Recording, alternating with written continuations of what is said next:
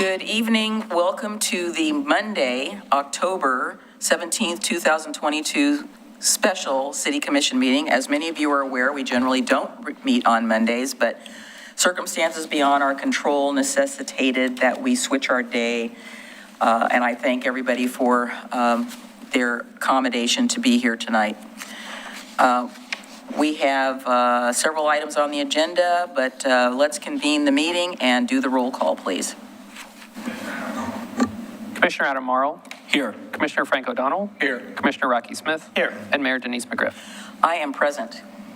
All right, would you please all stand and join me in the flag salute? I pledge allegiance to the flag of the United States of America and to the republic for which it stands, one nation, under God, indivisible, with liberty and justice for all. Thank you, everyone. Tonight we have two proclamations on our agenda. The first one is the Oregon City West Linn Rivalry Day Proclamation. And for those of you that are sports fans, know that there is a 100-year rivalry going on between the city of Oregon City and the city of West Linn. And I find it a little ironic because for a while when we didn't have a high school in Oregon City, everybody went to West Linn High School. So why would we be rivals? But anyway. When did Oregon City not have a high school and West Linn did? Well, you remember our friend Wilmer Gardner? Yes. He lived in Oregon City, but there was no high school when he was in high school, so he had to go to West Linn. So you tell me, I don't know. Whatever Wilmer says is the gospel to me, so. Anyway, Oregon City West Linn Rivalry Day. Whereas the cities of Oregon City and West Linn wish to recognize the efforts of their citizens to create and maintain a positive family environment where children can learn the value of constructive competition, and whereas the cities of Oregon City and West Linn value tradition and history as essential parts of their community, and whereas Oregon City High School and West Linn High School, formerly known as Union High School, that's when Wilmer went there, have completed valiantly in the sport of football continuously since 1921, except during the pandemic of 2020. And whereas on October 28, 2022, the teams representing these schools will renew their annual rivalry for the 102nd time. And whereas this is the longest continuously played rivalry west of the Mississippi and therefore worthy of not resignation, but recognition.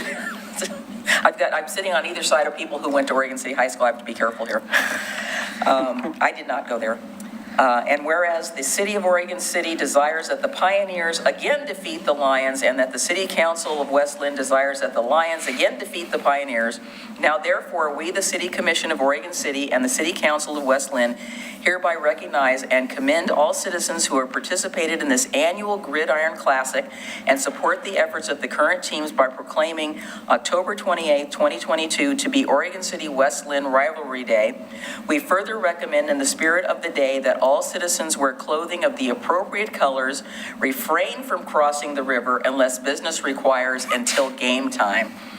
And I will sign this, and also it will also be signed by Mayor Jules Walters. I can't guarantee that I will not cross the bridge, so just saying right now. So if you see me, don't condemn me. I might have to go over there. But that's for business, probably. That's right. Or to go to Market of Choice. That's right. That is important to my life. Yes, I might have to go to Market of Choice multiple times during the day. All right, and our next proclamation is involving Extra Mile Day, and I believe that we did this last year, and Mayor Lyle Smith read that. Whereas Oregon City, Oregon is a community which acknowledges that the special vibrancy exists within the entire community when its individual citizens collectively go the extra mile in personal effort, volunteerism, and service.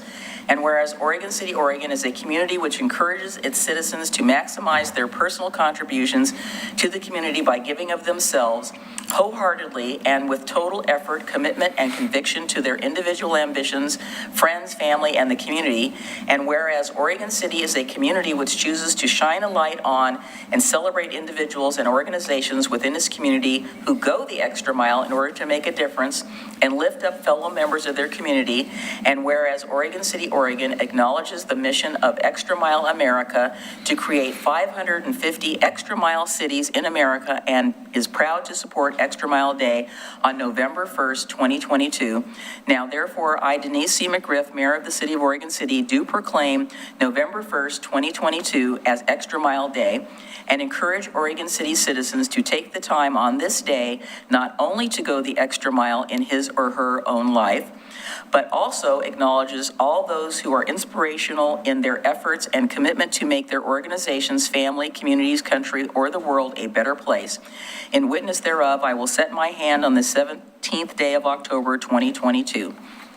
So this is sort of a shout out to everybody who goes up and over and beyond the call of duty on behalf of Oregon City. And I know for myself, I thank you for your volunteerism. I thank my fellow commissioners for their volunteer efforts here. And I thank everybody in our community who goes the extra mile to support Oregon City and make it the great place that it is to live. I will sign those later. All right, next on our agenda, and I had your thing here, Jackie. I don't know what I just did. There it is. We have citizen comments. And we are encouraging citizens to bring items before us for items that are not on the agenda. So Jackie, you're the only person that signed up. Thank you so much for coming. Thank you so much for coming up. I got a clicker.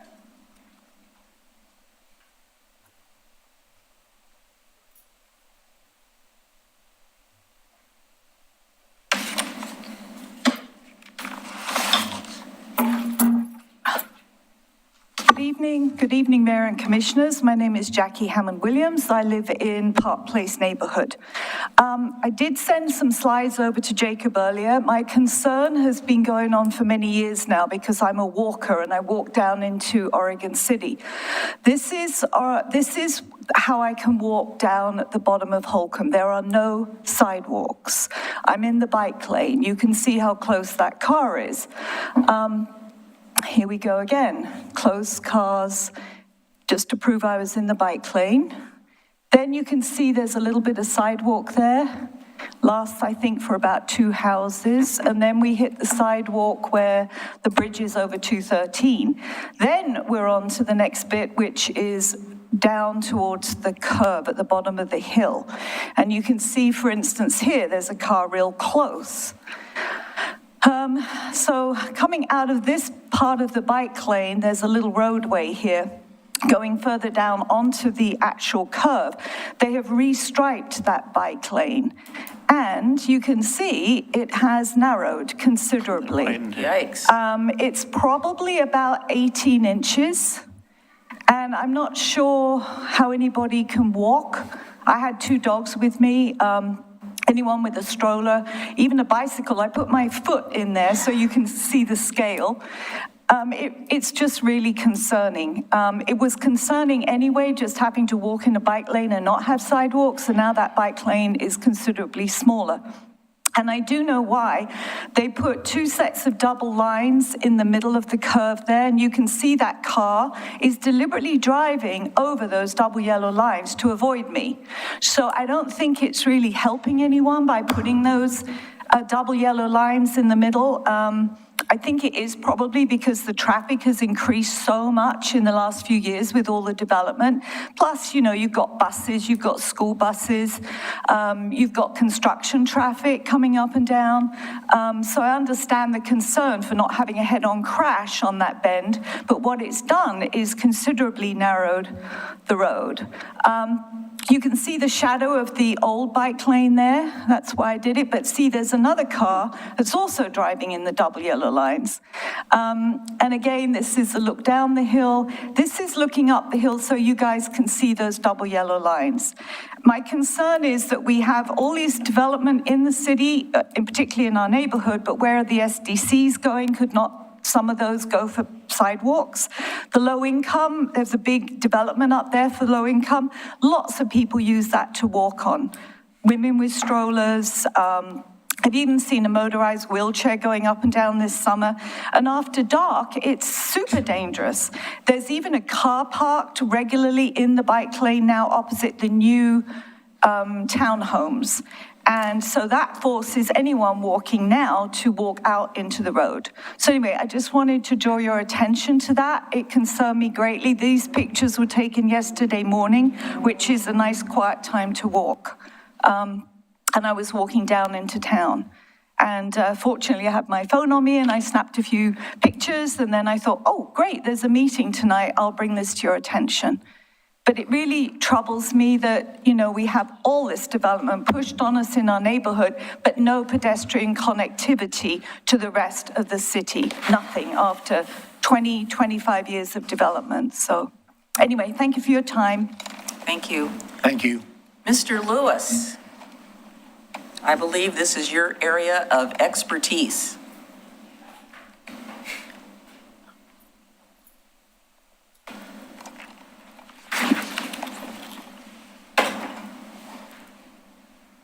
I'm sure he didn't know I was going to call him. Startled. Good evening. Hi. How are you? Well, good. Okay, well, so, yeah, just looking at those pictures, I hadn't noticed that they had striped the median there, so I started an email as I was listening to Jackie speak, trying to figure out how that got approved. I don't remember seeing that, but as you know, we chip sealed Holcomb Boulevard recently, so I'll find out about the striping changes. As far as sidewalks go in that neighborhood, I guess some good news. We heard from Oregon this year, or just recently, that they haven't made the full decision, but they've asked us if we would accept, I think we asked for 1.6 million for the Holcomb Boulevard Safe Routes to School grant, which is not in this area, but up the hill. They're asking us if we would accept a grant amount for less. So we're trying to figure out, you know, again, the match on that was about 400,000. So trying to figure out how to make up another 600,000 to cover the expense of that cost, expense of that project using the Safe Routes to School grant. But again, still, there is some money, so we're trying to figure out how, if there's a way to cover those improvements. But sidewalks along Holcomb have been a long-term desire. They're on our transportation system plan. There's challenges associated with just about every segment of that. If you remember, the neighborhood advocated pretty hard for some rapid flashing beacons. Those got put in. The idea there was to get folks on the side of the roadway that does have sidewalks, although even on that side of the sidewalk, on that side of Holcomb, they're not entirely complete. So yeah, trying to find funding for sidewalks that can entail road widening, can entail right-of-way acquisition, can entail drainage improvements. It's a challenge. That section of Holcomb and that curve has been a dangerous curve for drivers, mostly for years. So the safety improvements that we've done with the signage, and I'm assuming that's how the median got striped, but I'll definitely look into that and figure out what kind of direction came from the city engineer on that. So I understand the striping and the the reasons that may have been changed, but I assume the actually official bike lane went all the way down there at one time. Is that right or no? Well, it was, so bike lanes on Holcomb are really wide shoulders. That's, if you remember, that's a county road section. So it's been striped, and I want to say we've given we placed that white stripe in the past such that you would have more, a wider bike lane than what was shown in those Right, pictures. because if a bike lane above Holcomb doesn't connect to the bottom, it doesn't make a difference to have a bike lane at all. Yeah, I would agree with that. So I need to look into that bike lane and how that change was brought about. But Thank you. If you could just let us know and let Ms. Hammond-Williams know as well, just so we loop back around kind of close the loop of an answer. I've obviously personally never walked that section of it, but I've walked some sections closer to Hiram and in that area. And yeah, it's a little dicey. So I'll draft an email and send it to the city manager for you, and then I'll make sure I get an email to Jackie as well. Perfect, thank you. Anything? Comment. Go ahead. Well, this obviously goes well beyond the position of a painted line on the road, and it raises the question is what happens to SDCs and how are they applied? And this becomes a matter of public safety.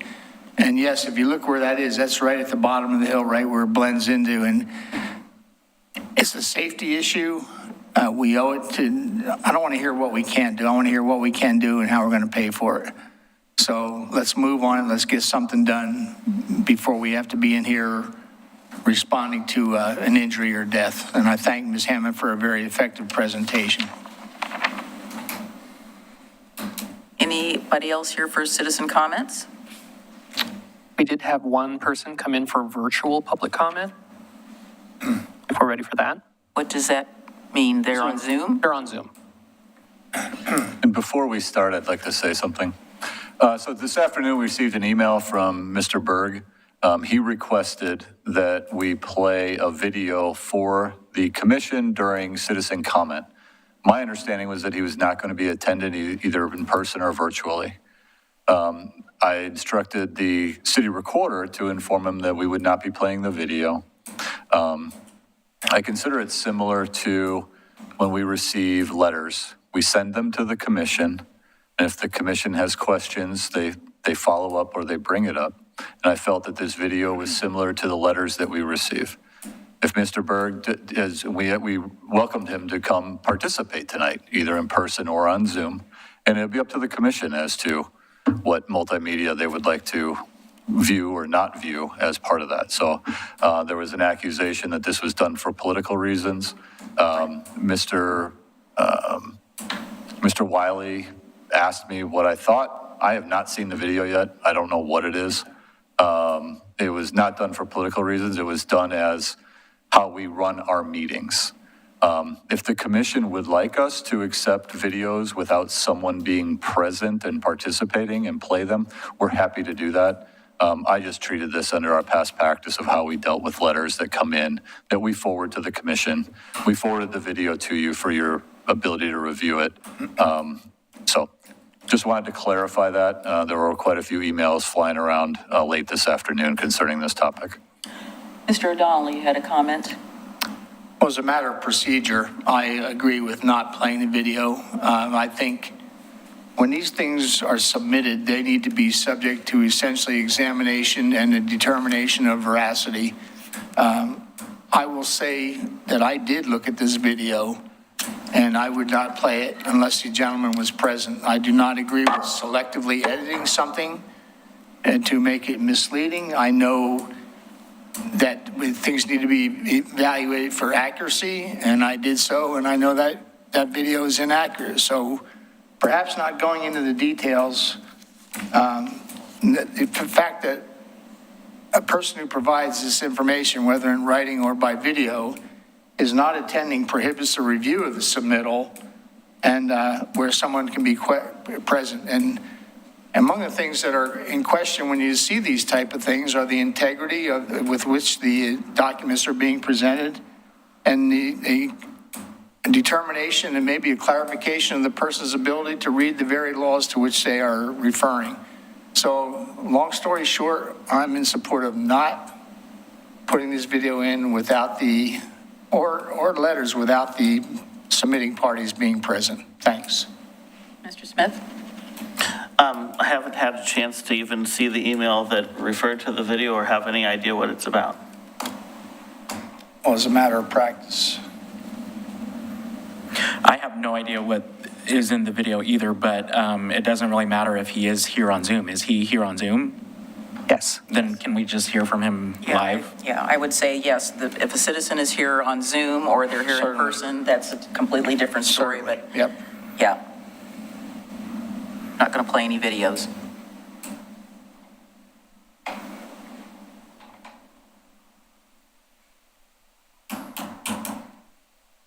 So, Mr. Berg, if you want to turn your microphone on and your video, Okay, there we go. and you'll have 3 minutes starting now. Okay, well, I sent you the video of the day in short snippets. Where you can go back and look at the whole 20 minutes, and that's just snippets out of the whole 20 minutes to point out what the city attorney was saying about who could be qualified to run for mayor. And so, all my other letters I sent in, everybody said I've got them, and I haven't read them. Some people, maybe 1 out of 4 of you guys have read them. So I put the snippets together to get my point across, hoping that you go back and just listen to the whole video, which I've sent you a link on the YouTube of the video. You know, I don't appreciate, Robert's Rules of Order weren't processed here today on my request. Other people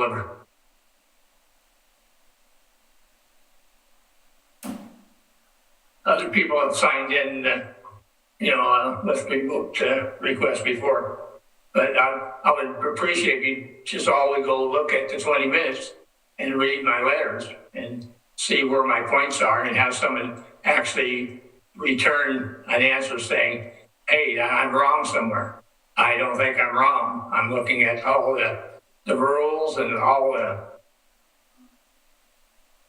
rules of order, state of Oregon rules of order, Robert's rules. I've looked at the city's rules. So please look at what I've got.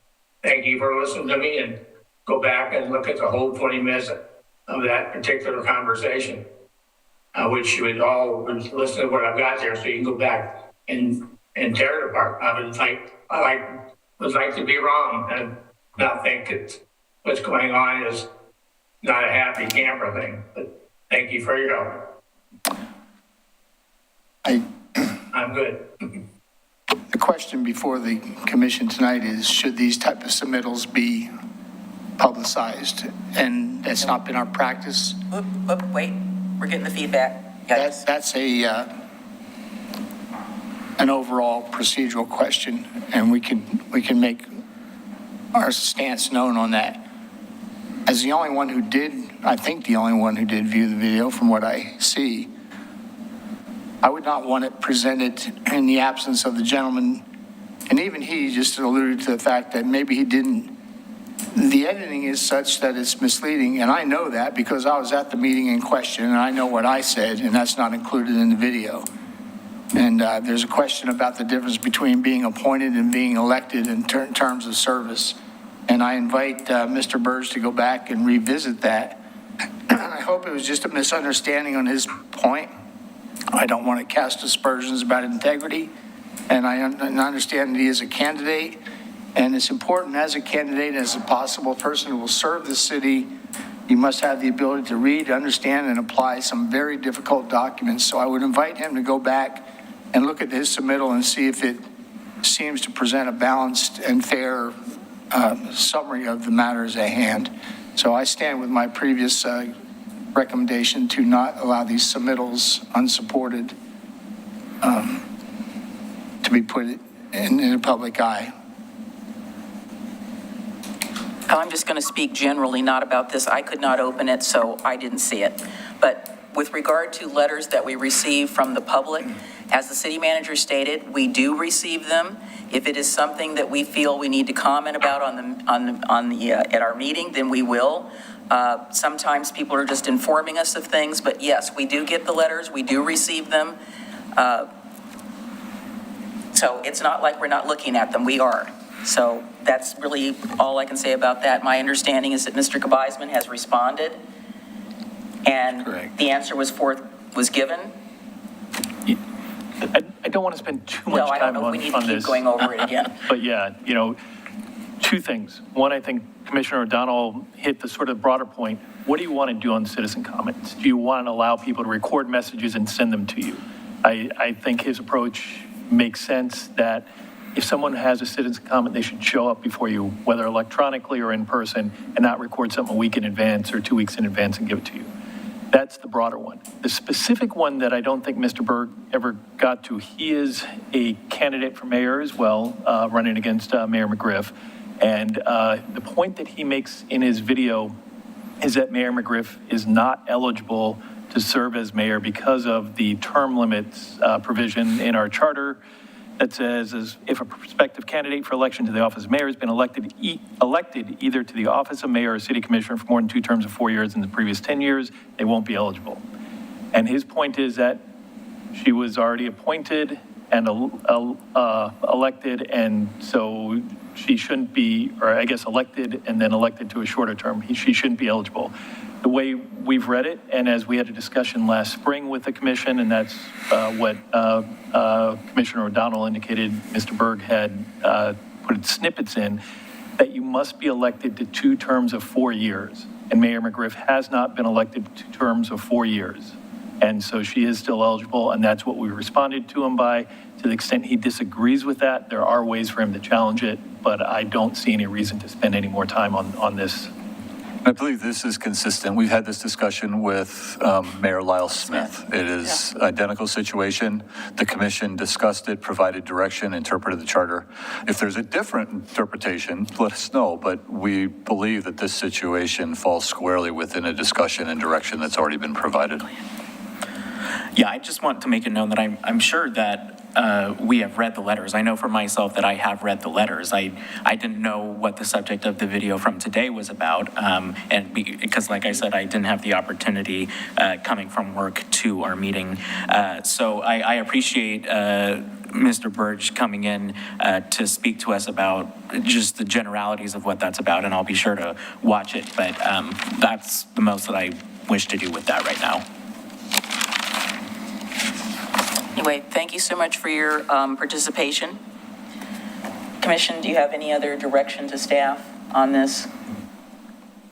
I think, Mr. Manager, that you've heard from the commissions that we are not going to accept video submissions.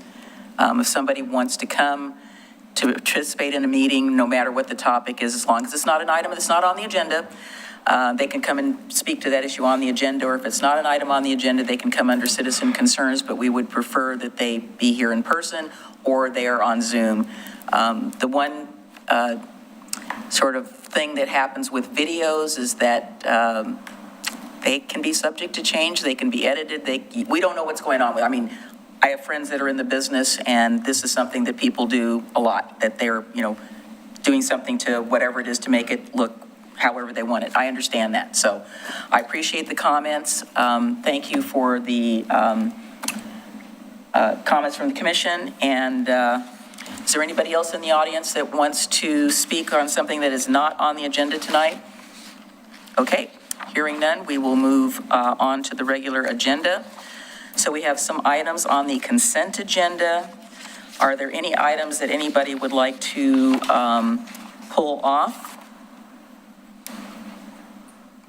I did have a quick question about 7A, that if we want to approve, it's just a question. So I don't know if it deserves to go down into general business. Is you okay with my asking, Mr.? Yeah, and I have something to say connected to it, sort of. Okay. So. Well, maybe we should move it down and Yeah. do it, pull it, and let's discuss it. Okay. We will take 7A. I just wanted to make it, like I said, it was a very simple question. I didn't want to prolong it, but just wanted to ask Mr. Reed a quick question about it. Okay, I'll motion to approve the consent agenda from 7B to 7E. Is there a second? Second. All right, it's been moved and seconded that we adopt the consent agenda as stated. All those please do the roll. I almost said all those in favor. Oh. Commissioner Adam Morrow. Aye. Commissioner Frank O'Donnell. Aye. Commissioner Rocky Smith. Aye. And Mayor Denise McGriff. Aye. Motion passes. Sorry, different meeting. All right, tonight on our agenda, unless you want to take this real quick question on 9 and move it around so we can get that done quickly. Let's do it, because we may not get to it Okay, otherwise. all right. Okay, so we were going to, Mr. Reed, sir? It's very benign question. So item 7A involves the Oregon Patrol Service Agreement, and this is an amendment, so we have an existing one. I just think it's beneficial for the public to understand why we're doing this particular project, and I wish that we didn't have to do it, but things are such in not only our community, but many other communities that necessitate for additional vigilance in our parks, and we have problems with, I'm taking a deep breath before I say this, people who basically feel that it's acceptable to go and do damage to public property, including our parks, which makes them unusable for other people if they want to do that. Did you want to ask your question? Yeah, I guess we've all been talking about this subject for a while, and I think it's broader than just these two locations. And because of the overlapping of departments in this situation too, because this is a parks expenditure, because it covers the library park and End of the Oregon Trail. I know that the elevator was vandalized again on Friday night while staff was there. Downtown staff was there. And so this is clearly an issue in multiple places other than parks. McLaughlin Promenade, we could look at that. I just think there's potential that we may have to look at other sites, and that may be broader than just parks or public works or whatever. And because to me, I know there was downtown staff at the elevator, and the elevator was getting vandalized, and so that's another step up with that is concerning, and maybe we need to think about a broader security piece that goes beyond just those two parks. I don't know. That shows the reason behind initially developing this contract with Border Patrol. We've had many issues over this past year with vandalism, activity after hours, damage to facilities, and it's just been ongoing. Originally, we saw an uptick during the pandemic. We identified several sites where we just saw a lot of activity. We got a lot of complaints. We obviously want to make sure that our parks are safe, and we want to take every step possible to reduce any damage to our facilities. So in working with my parks manager, we identified several sites where we had frequent calls, frequent activity after hours. We worked with the police, and we did some research, because originally we were looking at every option in regards to keeping people out of our parks, addressing these issues. And we did some research of other parks and recreation districts and departments, and asked around about things that they have been doing to address some of these issues, because everyone is experiencing these issues with vandalism and activity after hours. And so from that research, we found that there's been some success with utilizing security patrols and having these security patrols be more present in these troubled areas. We saw a noticeable decrease in activity in some of these areas moving forward, particularly in like the Clackamas Park area, John Storm area, the VFWs, where we were getting calls on a regular basis and dealing with vandalism. So we initially had set aside money for a trial over the summer period, because the summer period is where we see most of our activity, and we wanted the ability to assess to see if it made an impact. We noticed it did make an impact. We had some conversations with other department heads. We had the issue at EOT, which wasn't a part of the security patrol at the time, and we knew that the operations at First Street they were having issues, and the library were having issues. So we brought it to the attention of the department heads, and they wanted to add these additional facilities onto the security patrol and extend the agreement to see if that could reduce the amount of activity at these locations. We did receive a recent report at First Street where we're having issues with break-ins that has seemed to reduce. So, and we get consistent reports on a daily basis. So we are seeing it make an impact. It's not eliminating the issues, and we're still tracking areas that are having issues. And like you said, there might be an opportunity for us to reevaluate and add some additional facilities. But it's definitely something that we're paying attention to. So I appreciate that. So we had that test run, and those were what sites to begin with? It was Clackamas Park, John Storm, VFW, Kanema. Those are the only few I can recall. It was quite a few. I think we had about 7 or 8. VFW. So I guess my hope would be, and I don't have any concern about supporting this. I just think that we need to really, use that as another test run. But I really think that whatever the next commission is and the next goals process, I think this needs to be a topic that we need to deal with as a city, broader than department by department, because it's clearly an issue. And I think because of overlapping departments and parks or properties, I think we have a bigger vision of how to deal with this and consult, with the police department, or create some sort of a, I was gonna ask task force or work session for us to really to deal with this, because, I don't mind, spending money to, do the things that we're doing, but if it's still an issue, even in a small way, going into the next goal cycle, I think we really need to set aside some money and really figure out, do we need more cameras? Do we need more, do we need these patrols? Do we need, what do we need? And get a bigger plan for it. So I support it. I just think, we're gonna have to maybe get a little broader.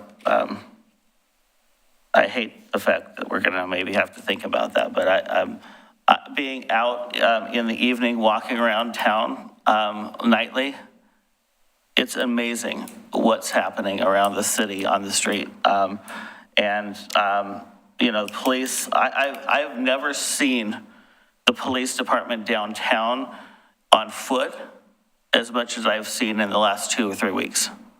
I've never really seen that. I've seen police on patrols driving through downtown and being really, ultra alert like they do in every part of the city. But I've never seen as many of our cops out of their cars on the street on foot in downtown as I've seen lately. They're doing an excellent job, but there's so many things going on. And for our public sites that are not as visible in some places at night, I think we really need to put this as a higher priority as we go into the next cycle. I have no problem supporting this as tendered. I think it's a partial solution. We all know you can't be at all places at all times. And I think we need to, my question is, have you done an evaluation of cost versus damages avoided where video monitoring is a solution? And I'm talking about hardened sites where you put a camera that's recorded, the area is posted as being recorded, and upon commission of these kind of damages, we can at least review and pursue prosecution of those. Have you evaluated that cost versus avoidance of damages we sustain? So you're asking if we looked at the costs associated with areas where we have cameras, where we can see the activity happening, and what we've seen is it doesn't matter if they're cameras. So I mean, we spend a lot of time after there's damage looking at the cameras, identifying people, working with the police. For us, it doesn't matter if there's a camera or not. The vandalism and the damage still occurs. See, I don't agree with that assessment. Because if you know you're being videotaped, you will subsequently be prosecuted unless your powers of reasoning are not present. you actually ask yourself, is it worth it to me to deface this? So it's hard to prove an event that does not happen.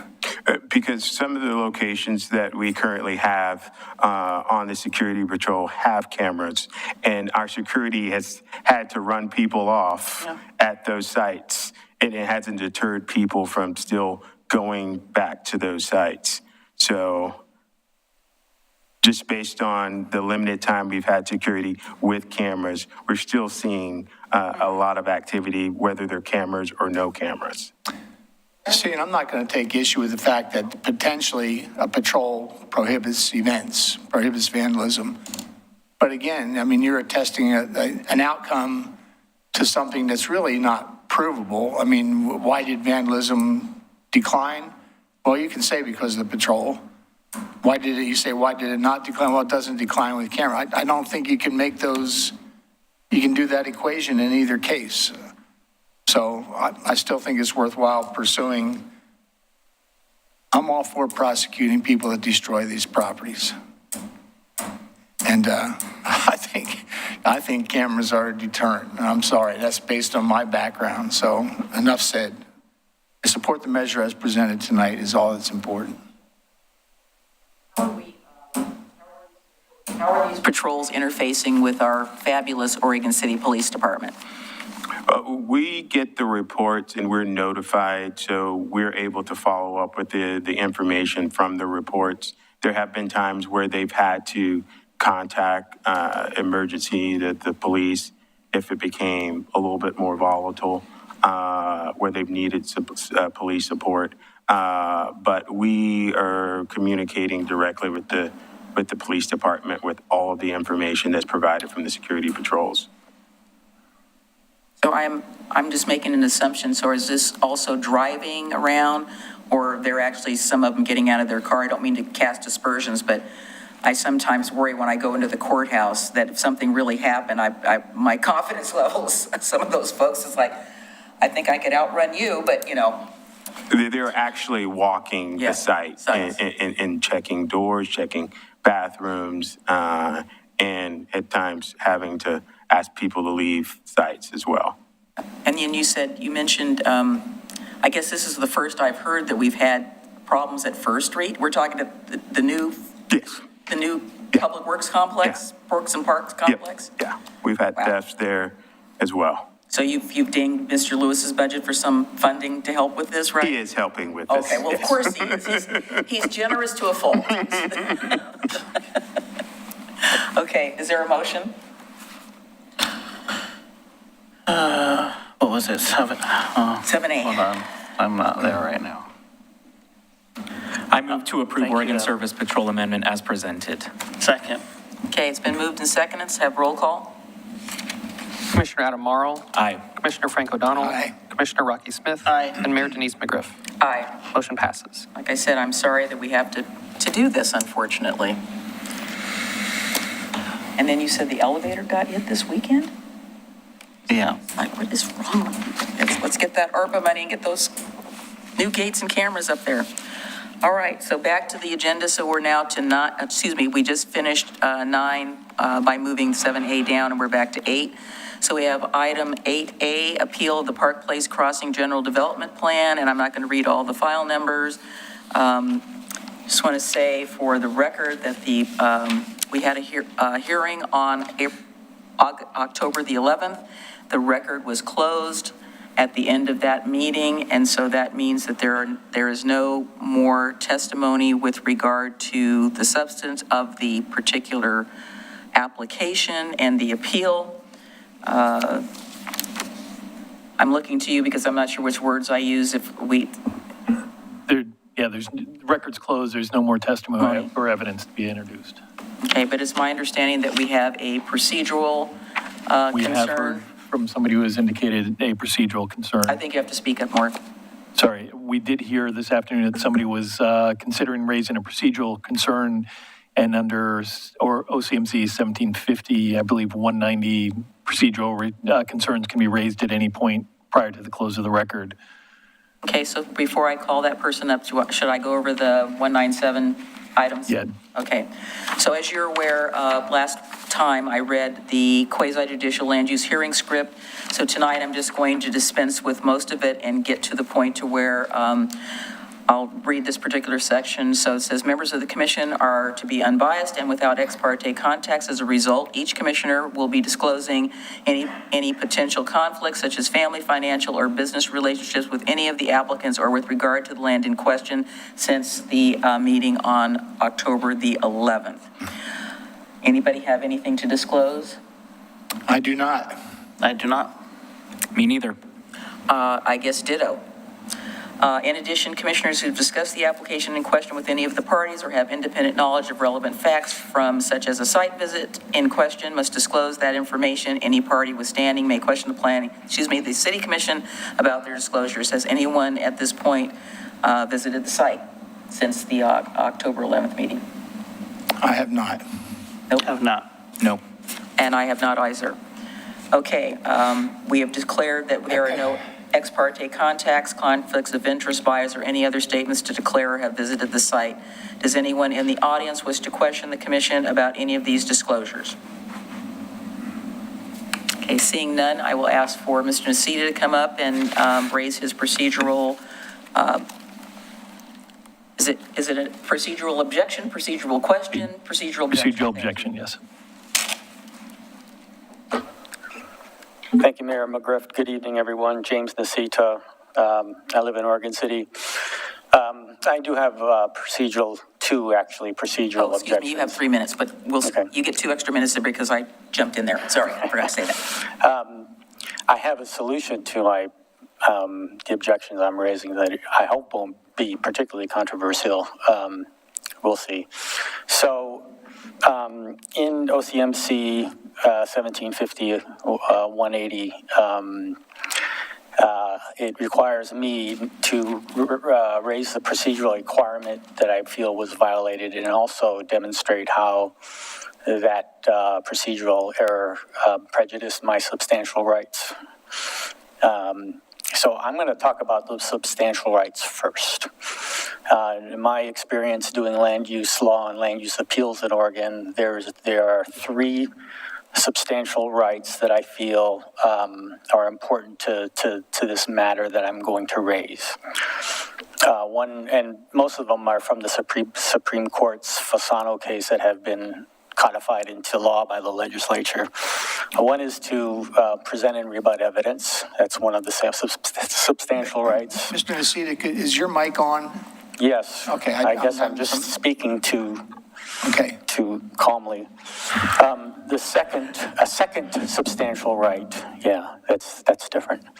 So second substantial right is the right to an impartial tribunal.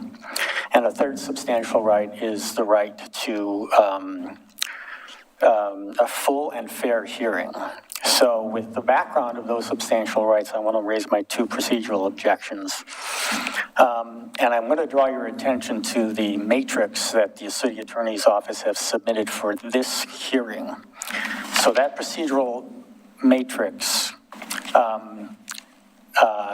lists a bunch of issues that the city attorneys have reviewed to see whether they had or had not been raised below, and therefore couldn't be presented by various petitioners and commenters. I reviewed that, and the problem I have is that I have questions about some of them. I have disagreements about others. But the record being closed, this matrix is a form of new evidence because it's giving the city attorney's judgment on some pieces of evidence as to what has been raised and what has not raised. So that's a problem to me, to not be able to rebut what those points are in that matrix that the... Could you stop this? Sure. Stop the time. We have a little problem here. I don't know that it's a problem for the public comment. I think the video just turned off. Okay. That's a problem. That's weird. Sorry about that, James, but We don't control the man Sure. behind the curtain. ADD, so give me like 3 seconds to Yeah, regroup where my thought was that's going. okay.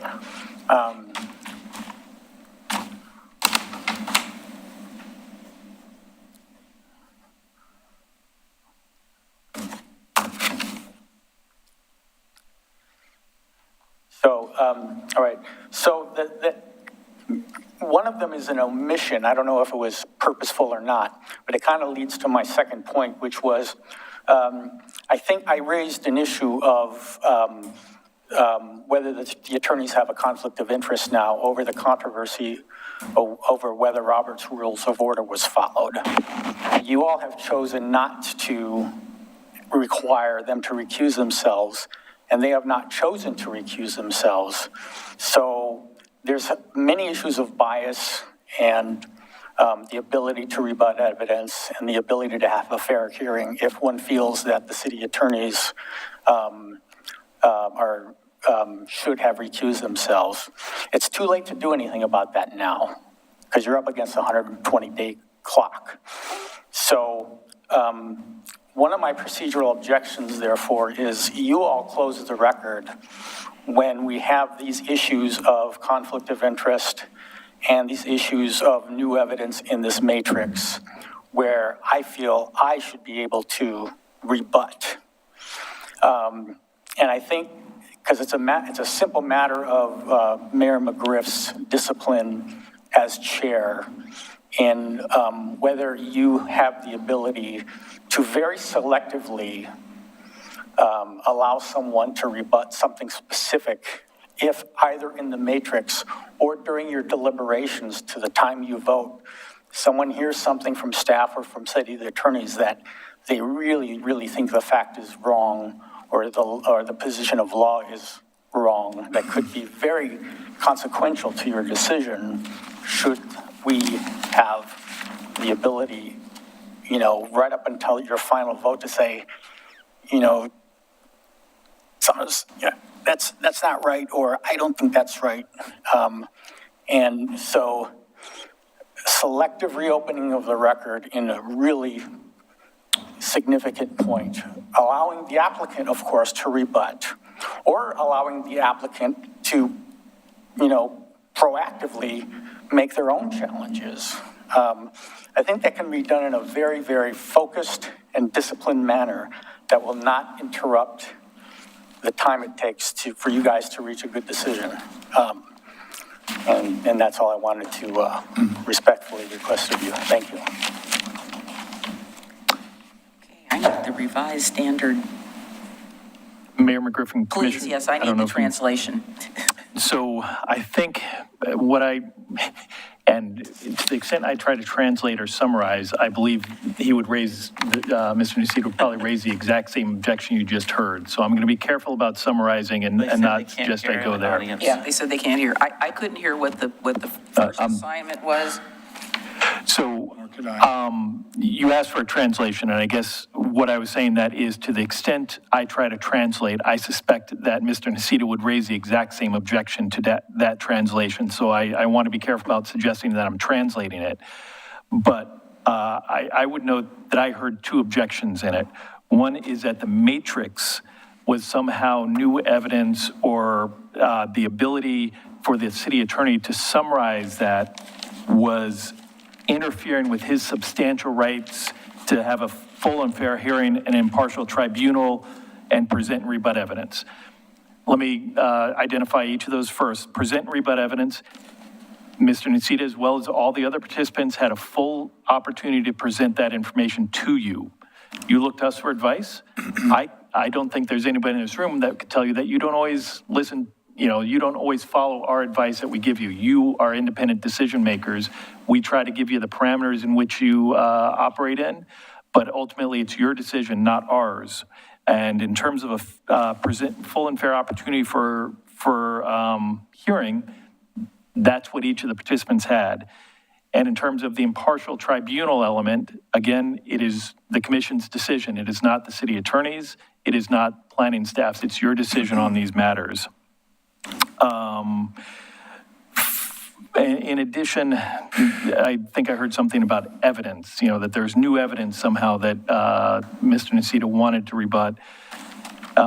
There's actually a specific definition of what evidence is under Oregon law, and it's 197763, subsection B. Evidence means facts, documents, data, or other information offered to demonstrate compliance or noncompliance. And you can tell us, but I don't think anything in the matrix was new evidence. It was an attempt to provide the information that was to you in a way that was more digestible. So I don't think there's any new evidence that was included in the matrix.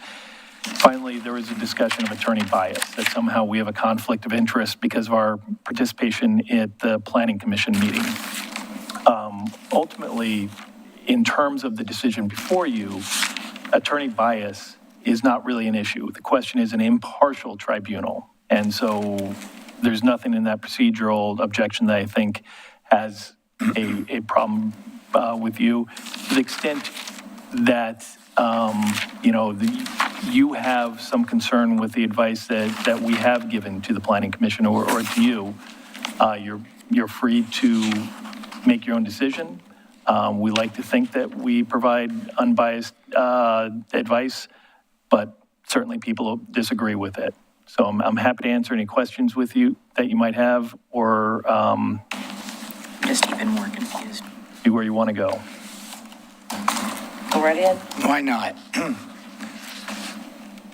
I feel that this document, referred to as a matrix, was prepared at the request of this commission. I view it as a reference document.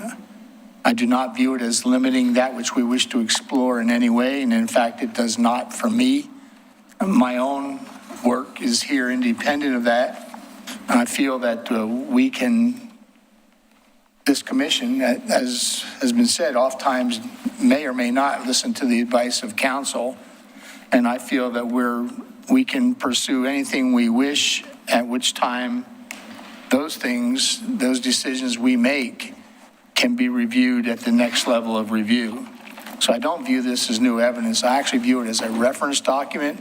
My own document may or may not agree with that, and my own work in highlighting and underlining and annotating things may take issue with that which is stated. So I don't view it as a controlling document. I view it as a reference document. Any other comments?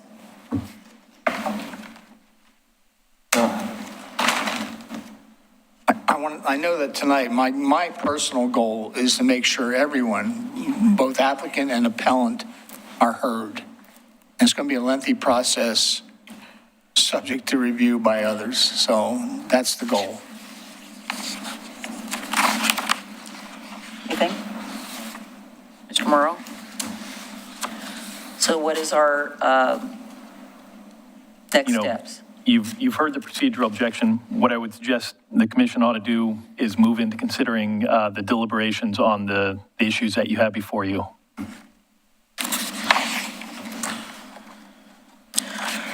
All right, I'm sure we all have our lists here, so who would like to start? I was going to suggest that we possibly prioritize the issues that we have, so we could try to group them together. So for instance, if we all have a concern about dedication of parkland, then we can put that on the list and then discuss that. Or if we have an issue with regard to green borders, or which we've discussed in this document. I know we probably have more questions than we have answers. I guess, Chair, I would just share my approach to this thing. I started by reading all the appeals. I then then reference those to the concept plan. I then read the applicant's submittal by the law firm of Schwabe, Williamson, and Wyatt, which was dated October 10th. And to me, it breaks down into procedural objections and findings of what we feel is fact, which is compliance of the general development plan with the concept plan, and what weight does that carry. So I think I think it's important to view the procedural objections and disposition those, and then move on to the specifics of the relative weight of concept plan versus general development plan. That was my approach. I'll pursue whichever approach the commission wants to do. Mr. Morrow, do you have anything you want to add to that? I don't have any strong opinions on how we do this. I know we all have our lists, but I don't have a strong opinion as to how we do that. Okay, well, I know that there were a number of procedural objections that were brought. One of them had to do with the fee waiver issue. We had the issue of Proper notice. And the issue of bias, not declaring ex parte contact. Those were the basic ones.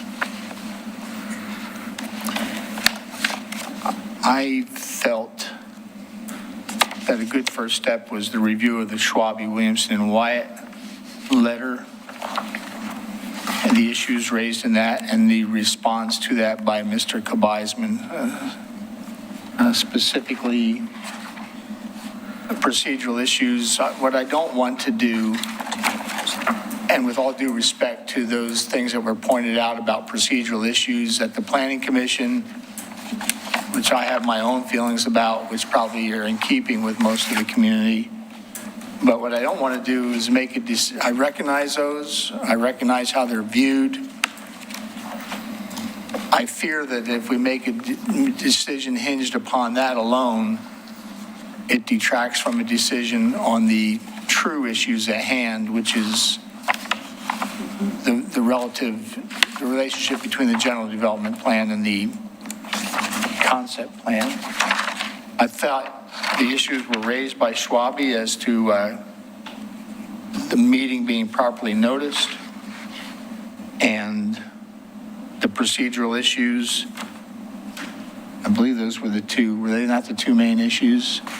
And I think that Mr. Kabizman's memo, I accepted its entirety as responding to those specific procedural items as moved by the memo by Schwabe. So I'm comfortable with moving on to other things that are brought up by our citizens, and they may involve procedural and also findings of relative value of the competing documents. Mr. Kabizman, I must admit that I was a little confused by the objection regarding notice. It wasn't clear to me in reviewing the document which time we were talking about. We're talking about from the beginning, all of the notices, or was it one specific notice that there was the objection regarding? So I believe the objection by Schwabe, Williamson, and Wyatt, and this is specific to the Park Place Neighborhood Association appeal. The code allows for a fee waiver for a neighborhood association, provided that the appeal is approved by the general membership or the board at a duly noticed, quote unquote, neighborhood meeting. Right. And what Schwabe, Williamson, and Wyatt, what the applicant indicated was that the meeting wasn't duly noticed because the bylaws of the Park Place Neighborhood Association require 7 days notice of the hearing or of the meeting and only gave 5. That's generally accurate, but there's also a provision of the Park Place neighborhood bylaws that has meetings every third Monday. And that meeting was held on the third Monday. So anybody who needed notice of it, that's the meeting at which, that's a duly noticed meeting because that's the I want to say general, and that's not quite the right word. That's the regular meeting. Yes, it's on the city's website of when the neighborhood associations meet. They get posted in January of the preceding of that year, and it lists each neighborhood association and when they generally meet, and it's been advertised. So I don't see that that's. I agree with that. Yeah, I think we can we can dismiss that because it was duly noticed. Right. I have another comment about the intersection of the applicant's lawyer's memo and Mr. Gebeisman's memo.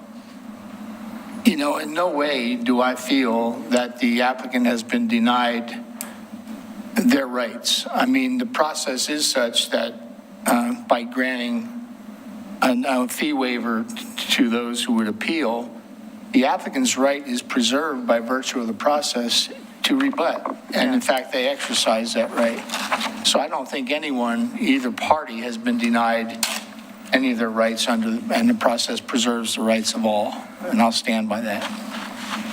Is there concurrence with that? Yeah. Yes. Yes, okay. All right, the second one. Okay. So that's the notice, and then we had the fee waiver. So those were the two main points that you brought up, Mr. O'Donnell? Yes, ma'am. No, I think those were the scope of the memo, were they not? Right, that was as far as the applicant's objections to the fee waivers, to the appeals. All right. Well, having dispensed with those, let's move into the substantive part. And we all have a lot of papers in front of us.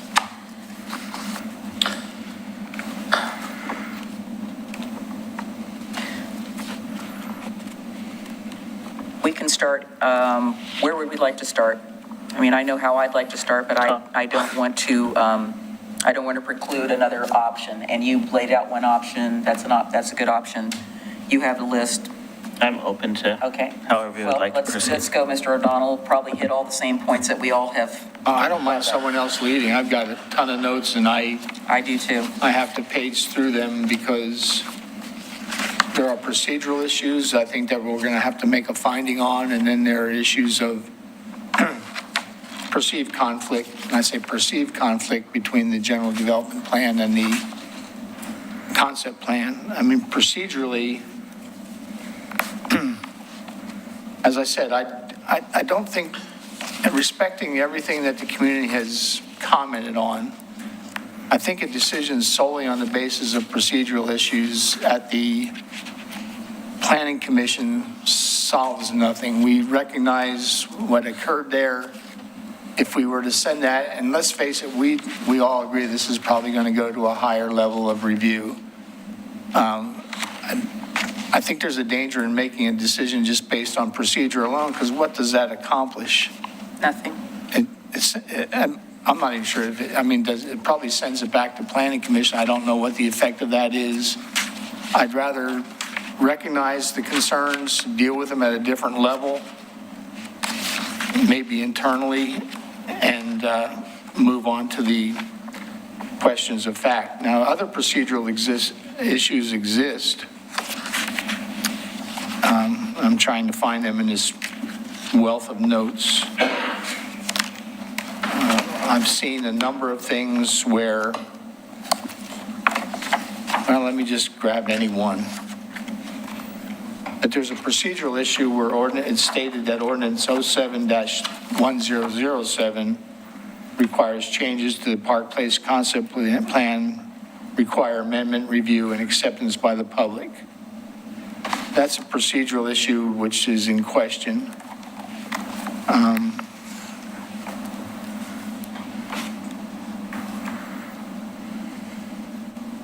And I do want to give recognition to Mr. Nacito's memo. I thought it was very telling, but I'm trying to move on to those very things that I think that ordinance is key. The other things are questions of appellants taking issue with findings.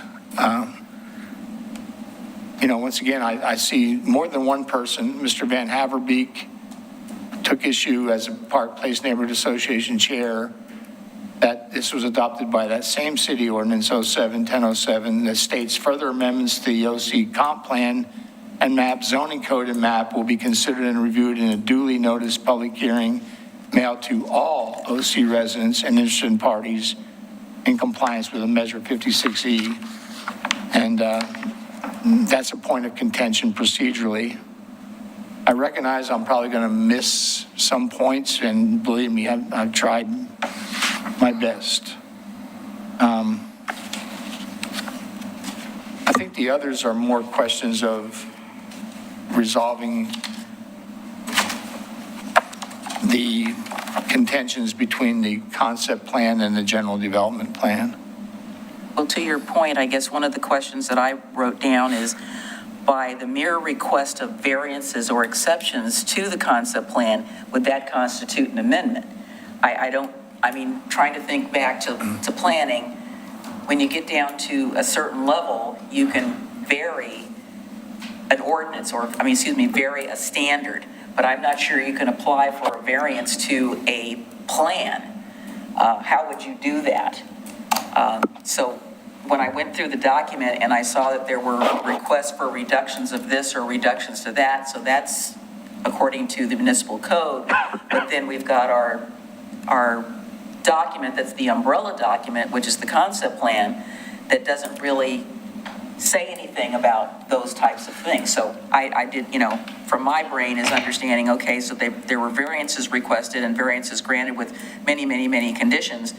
Can you do that? I don't know. I don't have the answer to that, but that was a question I had when you talked about the plan. I guess just to give you my thinking is that I read the concept plan first so that I could get a grounding and a foundation so I knew where I was going. Then I read most of the staff report. I apologize. After a while, my brain died. I just couldn't get through the whole thing. I read the salient points that I thought I needed to know, which was reviewing the conditions and the background information. I read all the applicants' submittals. Not all of them. I read the applicant's submittal and I read the appellant's submittals. And then I went back and re-referenced the plan, staff information from October the 4th, the memos from the attorneys, and by then I can tell you it was the Gary Larson, my brain is full now. Two of the things that I noted with regard to the concept plan and the intent and purposes of it was that I believe that those people, and there was a substantial list of people who participated in this, there is a level of expectation due to the participation in a process like this that the plan would be used as a guide, as a document, and I think it was in Mr. Stevenson's, is it consistent? Does it meet the key components? The plan is calling for what I read was a broader, and I use the word definitively, creative approach to development that is not typically seen in what I would consider to be a cookie cutter development. The approach that this plan is asking for is something different. It is asking for the projects that will come to be developed according to how the land is sculpted, so to speak. So if you've got these natural areas over here, and you've got wetlands over here, you've got whatever the conditions are, that the development would be in keeping with those areas. I kept seeing that over and over again in the concept plan, and it talked about how this would be a different approach than what we normally would see. And having been here during all of the lots of subdivisions, there's lots of subdivisions here in Oregon City. So the plan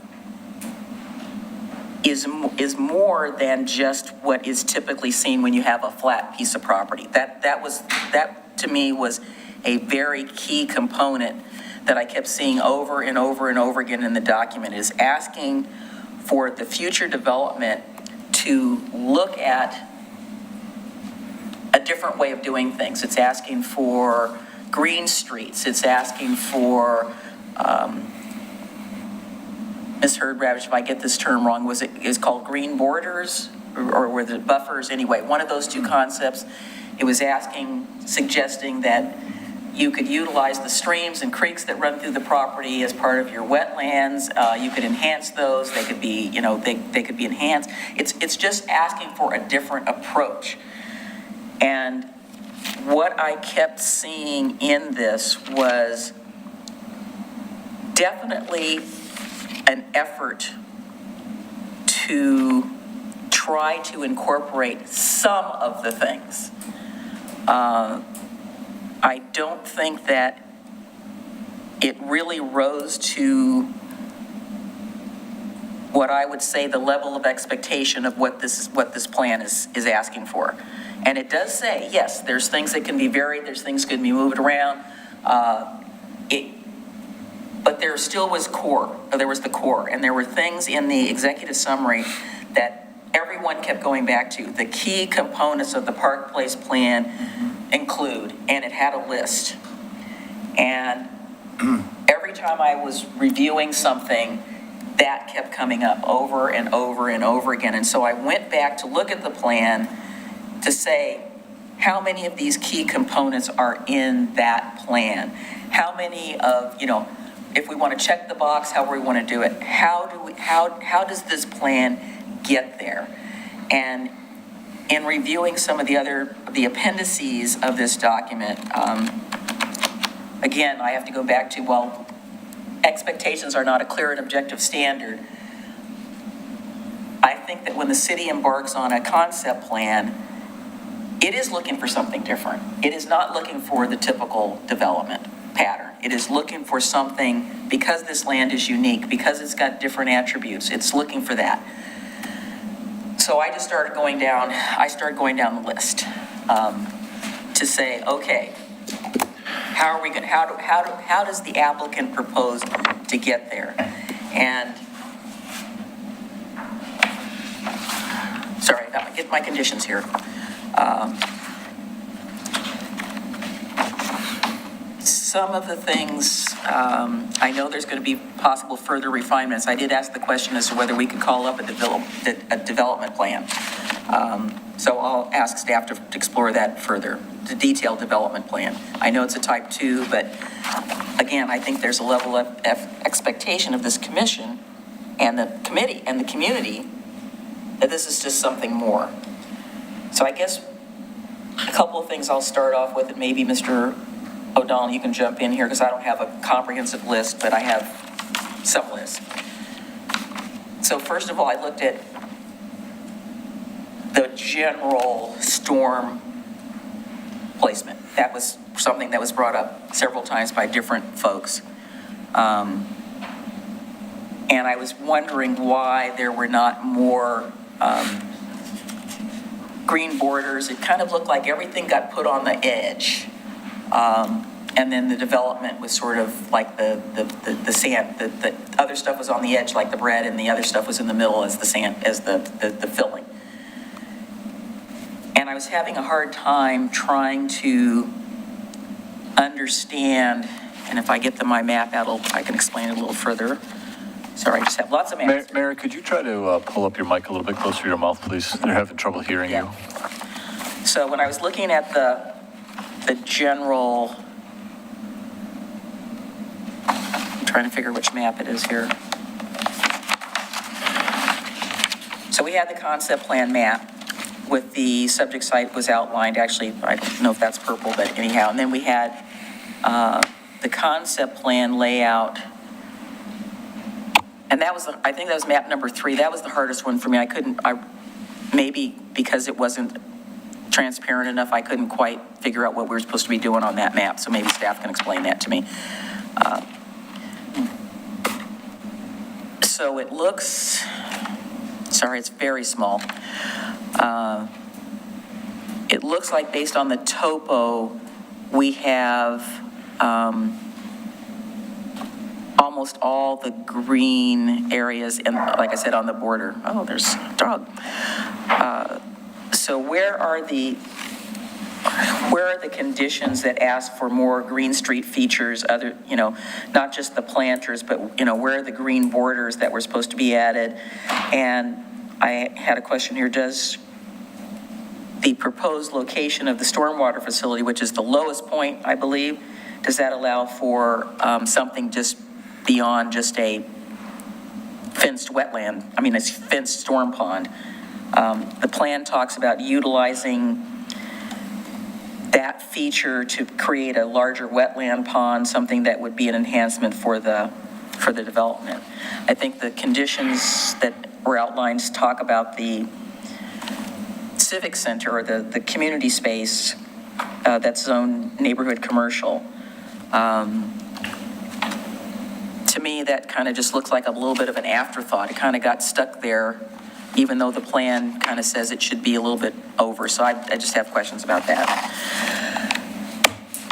Anything that I said that you want to add to? Because I'm not going to keep going through my list. I'm going to give everybody else an opportunity. I've got lots of notes. I was trying to distill it down to key components. I mean, the task before this commission tonight is to give direction Yes. to legal, and what points do you want to base your decision upon and which carry lesser weight. I mean, there's a temptation to just say, make your decision based on everything listed, but there's things that were brought up in there that carry very little weight with me and can be dealt with elsewhere. But there was a common thread in here, and it was strongly stated by more than one appellant, and forgive me as I page through my multitude of notes.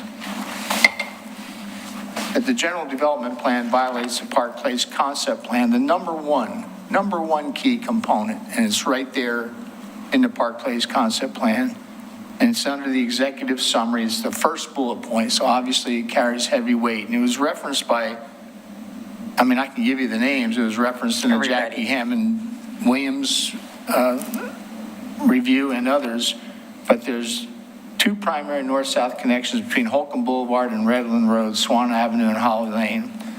And I thought Ms. Hammond-Williams' submittal in its entirety was very well written. I think that that's a key concept, and it's not a question of what is done, but when it is done. And there's a safety issue involved. We all watched the evacuation during the time of the fire. And I think there's a question of what has to be done and when. And I thought that was a very specific contention that I will be relying my decision upon. I've already spoke about the procedural issues in reference to the ordinance 07-1007. I would place that, I would be prepared to defend that position that applies, and a greater power can make that decision. I mean, there's a theme throughout this that the General Development Plan does not meet the requirements of the Park Place Concept Plan, and they reference the Comprehensive Plan. I'm not going to do that. Mr. Nacita states that the General Development Plan does not comply with the Park Place Concept Plan, and it must comply with both zoning and the plan, and he references OCMC 1765050 subsection C7. So that's a consistent message through everyone. Can I add something to that? Because one of the concerns I had about that particular statement was it's not contemplated until you get to phase 3. Well, I think, you've already let the camel out of the tent by the time you get to whatever the phase 3 is going to be.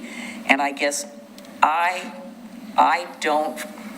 feel that the threshold of 2,000 trips is completely in error. It is basically saying we're going to wait till it's super broken before anything happens. And I know that in discussions about making some improvements before, that are ahead of the development, this might be one of those cases because, like I said, I think that this was a really good first start, but I think there is so much more work that can be done on this. The pinch point thing there in phase 1 troubles me. I'm not really sure how that is really going to work. And you guys know how I feel about these transportation reports. They're based on ITE manuals. They're not based on, and again, there was a concern about when that was done during the time that that people were staying home. I don't get to Park Place as much as I probably should, but I can tell you that road that's a busy road. So I guess part of what was in the findings was that, let's see here. It's conditioned to occur in phase 3. And, how many units is that? I think that Ms. Smith brought up some excellent points and used data that I found more compelling. I agree with, in fact, I referenced Ms. Linda Smith's appeal. She shows calculations done in a metro study in Clackamas County. She talks about her calculations, and it's not just, they're from a professional source, that 2,000 trips per day is the tripping point where a road extension is required. And I know you say that's a high number, but according to her calculations, that this will violate that immediately. I feel that, we're going to have to give direction to legal, and then we as a commission need to be prepared for whatever happens after this. Sadly, everyone agrees that the concept plan as originated is a very good plan. And I agree with that, and it was very thoughtful, but I don't feel that on some key points, the general development plan meets the requirement, because what is the value of a concept plan? In my mind, the concept plan is a framework within which all other decisions are made. Now, I'm not saying that it has to match the concept plan exactly, because there are things that can be worked out in the course of the process. But there are key elements, particularly those things that involve safety. And once again, I'm back to these north-south collectors. Not only do they influence safety, they influence the whole concept of this wonderfully generated original concept plan was to allow working, living, shopping, easy transit in almost a closed community, which would take the burden of transportation off of these major streets. By not fulfilling that component of the concept plan, we failed. So when I look at the things that I would base my decision on, that is number one. And the timing of it is essential. There's another issue about density. One of the people said that we're utilizing 50% of the land mass, yet we're not providing 50% of the required residences. There's a former mayor who used to say, boil the frog slowly. Well, I think you get to a point where we don't meet the criteria on the first part of the project, and then we're going to be, I've never seen anywhere about a request for whatever it was, 1,800 square foot lots. R5 was the smallest I saw.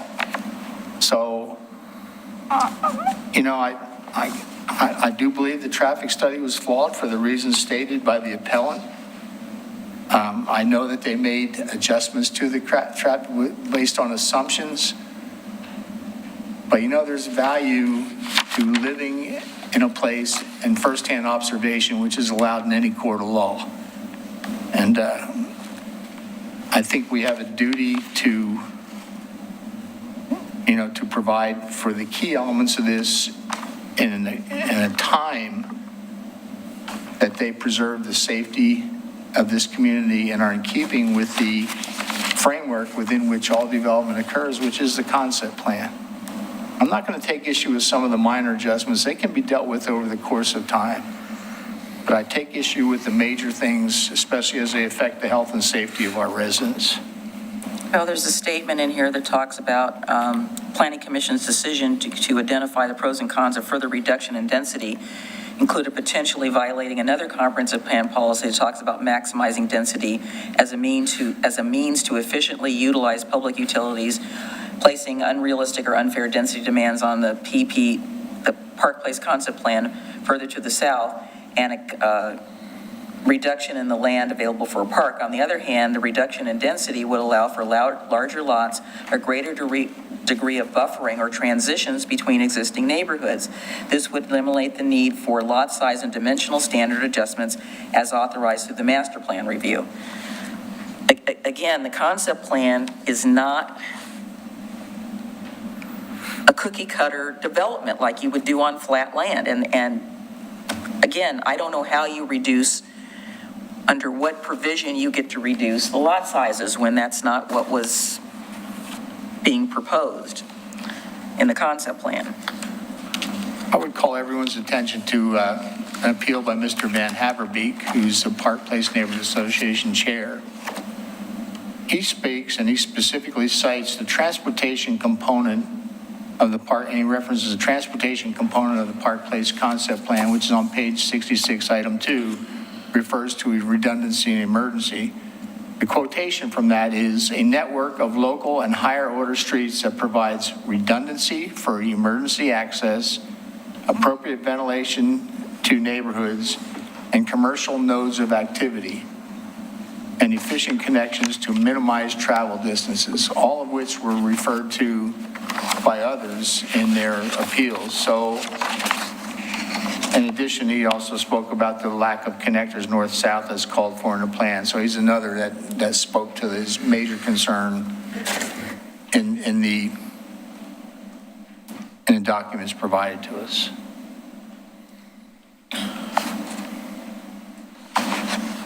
I do feel that we're dealing with clear and objective standards. I mean, the basis for American law is English common law. It's supposed to be able to be interpreted by the common man. And I saw a lot of wordsmithing. I saw a moment where applicant's attorney took issue with the term consistent only to then utilize the term inconsistent. So you can't play that game. I'm a plain-spoken guy. This is what I feel about this plan, but we have to give specific direction to our staff as far as writing our position at the conclusion of this. I know we're wandering around the block, but there's a lot here. So can we start with those consistent themes, the big picture items first? I think so. And go one by one. Sure. Get those out of the way, and then if there's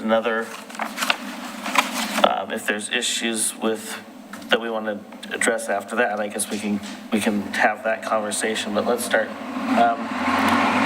getting some of them off the list. Okay. I feel very much the same way with some of the points that have already been stated in terms of the general themes of the concept plan and the development meeting. That traffic study has concerns that have already been mentioned. So which one we want to, well, I guess they're kind of intertwined, those two. They're all kind of interrelated. Well, the direction I would give, and not that I'm the director of this effort, I mean, I think what was mentioned time and time again was the north-south connections and connectivity. That's one item. This Smith deal about traffic count inaccuracies and her citations bear consideration and possibly a decision point. Looking through both my notes and the matrix as a reference document. Well, you've got innovative green on-site stormwater treatment methods, which is another component. The use of green edges. Do you wish to hinge our decision on those points? Well, no, that's just that's more points. It's I know, but I mean, we have to state on what, I know, on but what basis we're making our I'm trying to decision. figure out where, I'm looking at the plan, I don't see, other than see a little line of trees in phase one or little green circles on phase one, which is adjacent to, sorry, these are so small, sorry. Trailview Drive and the phase one where it abuts.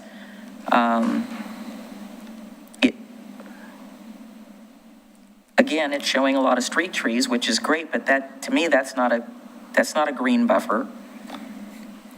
And you know how I feel about street trees, I like them, Yeah, it's so. been a major problem. It's been a major problem, but I still like street trees. So I'm just, go ahead. Okay, thank you.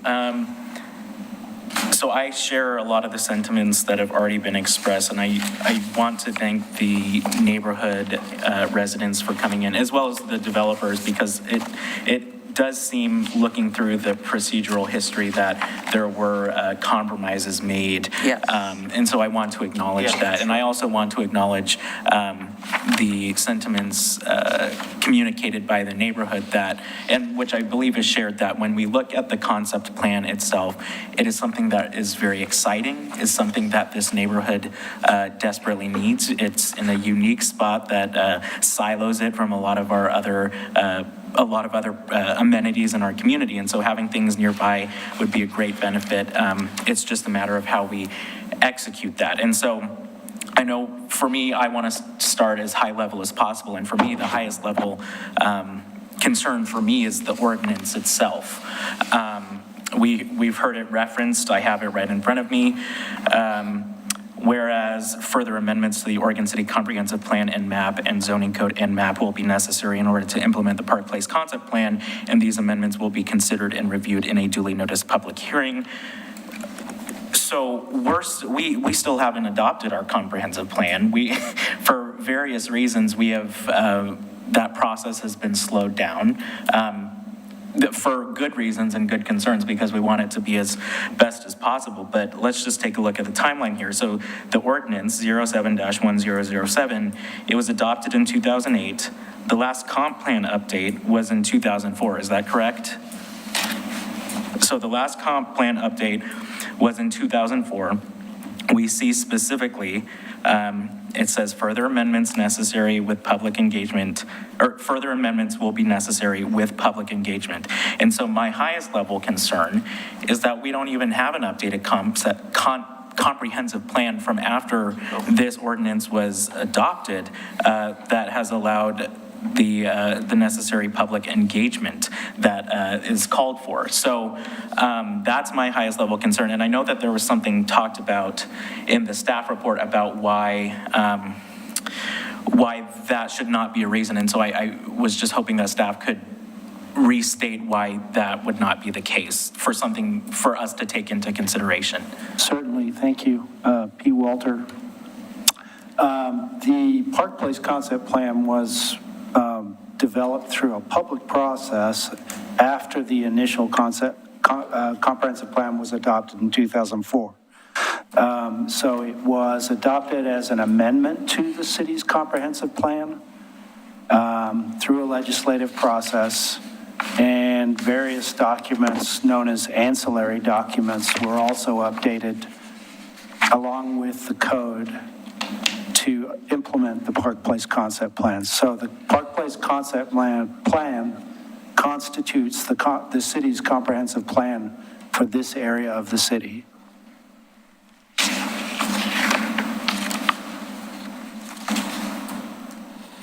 I'm not sure that sheds light on what you ask. I mean, are you saying, can we apply? Well, nothing, yeah, because nothing after. But if in my reading if this is correct, the Park Place Concept Plan adopted by City Ordinance 07-1007, do the actions, further considerations, and public hearing and mailing, do you feel that does not apply? I'm trying to clarify where you're coming from.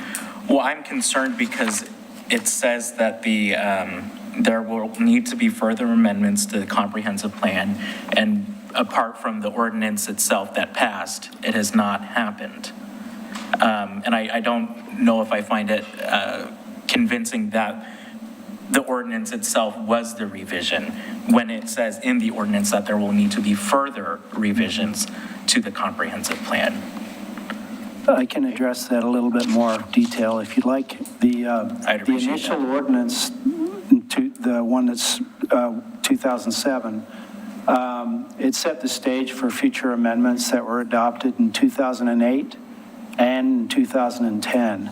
And those included the neighborhood commercial zone, revisions to the site plan and design review criteria.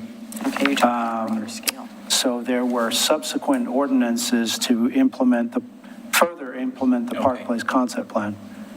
They were rolled in with other citywide zoning updates as well. But there is specific, not in the record, but there are specific ordinances that talk about how these further implement the Park Place concept plan and other concept plans that the city was working on at the time. I believe the ordinance that I'm referring to is 081014. And so you say these specifically applied to the Park Place, or they applied generally? Because, I mean, I remember some of them. I mean, a lot of it applied across the board to more than just the Park Place concept plan. It applied to city as a whole, these different amendments in terms of, you know, design review or neighborhood commercial. Right. Well, some standards were specific to the Park Place concept plan, certain residential design standards, for example. And then the neighborhood commercial zone was intended to implement not only the Park Place concept plan, but also the Beaver Creek Road concept plan as well. So there was a main street. Were they called out specifically? Yeah. Or they were just, I mean, my recollection is they were general. They were not saying this NC amendments applies specifically to Beaver Creek or to Park Place or to South End or whichever concept plan it was. Now, I guess in the sense that they say such as they were okay. general. That's, Yeah, you're right. So, Okay, well, thank you for the clarification Sure. of that.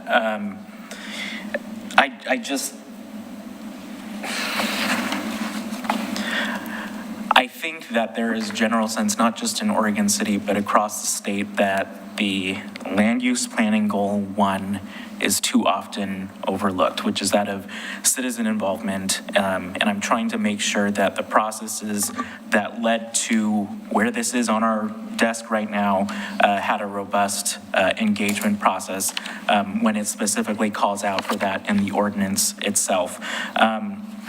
Like I said, I have a lot of I agree with the concerns that have been brought up, especially when it concerns the transportation issue, which itself is a safety issue. When I was working in the legislature, the member that I was working for was on the Emergency Preparedness Committee. And so one thing that, you know, at a statewide level that leaders are trying to emphasize a lot more is that of redundant systems. And when it's, whether it's wildfires or now we're dealing with other extreme weather events. And so the thought that it would not be there at a time when I believe at a time when I believe the system is already deficient is something that really concerns me. And it was brought up by several people in the testimony. Why would we wait until the system is broken to fix it, when in fact I would argue that it is broken right now? yeah, I would agree. It's broken right now.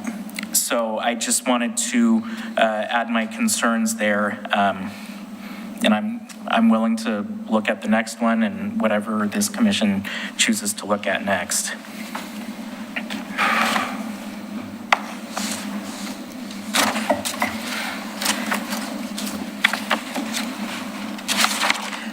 I'm going through, looking at my notes on that I have on the conditions of approval, since they relate as well. So I guess a question maybe staff can answer, which will help me define how I want to get to a finding, is on page 5, under number 5B, it talks about the requested adjustments. So it's referring to dimensional standards in 1708 and 1710 that include up to 20% reduction of lot sizes, width, depths, and setbacks. And I was looking in the concept plan for some general language that talked about how that was going to occur. If that was something, and it says only for lots indicated as topographically constrained. So why are we want to be building on topographically constrained lots anyway, which is a question. And it has to do with the garages. And I think one of the things this concept plan talked about was the alleys, and there was a finding in here about that, and it was I think it was brought up, but there was some adjustment made by the applicant, which, yes, check the box for the credit, yes, I get that. So I don't know if that's a question or, I wasn't trying to make a statement, I was asking for about a question. And it says it will be subject to further refinement with subsequent DDP submittals. Which leads me to talking about, there was something in here about if it was over 25%, and I recall that we had some substantial discussions and requested changes to be made to our unstable slopes, steep slopes, that was going to be less than 25%, and I didn't see that mentioned in here at all. I mean, we were adamant that it be reduced from 25%, and that was supposed to be in the code. We sat here and talked till the cows came home about that. My recollection of that, and that's a point of contention, but the applicant, I believe, submitted his application prior to any changes being made. They talk, I'm not totally comfortable with the geotechnical thing. I mean, it says, the applicant has said they can, you talk about controversial terms. What is a buildable lot? Well, you can build anywhere if you want to spend enough money. I mean, you could float something on helium balloons above it. Doesn't matter. But, you know, there's a contention about the geotech reports and if they were properly reviewed. I'm not comfortable with making a decision based on that basis because I just don't feel I'm knowledgeable enough about it. But I know it was brought up. Go ahead. Okay, on that matter, looking at my notes from the initial meeting we held, one of the comments or testimonies that we received that was particularly impactful to me was from Mr. Huang when there was the recording of the Planning Commission or one of the Planning Commission meetings when Chair Schlagenhofer asked Kelly Reed if there was a minimum lot size, to which the answer was no. And so that put us in a position where, like I said, the developer did reduce the proposed density, taking the voice of the community into concern. But again, getting back to the ordinance issue, I think that those community concerns should have been taken into account through a public process, as the ordinance spells out, again, not just through the land use appeal process.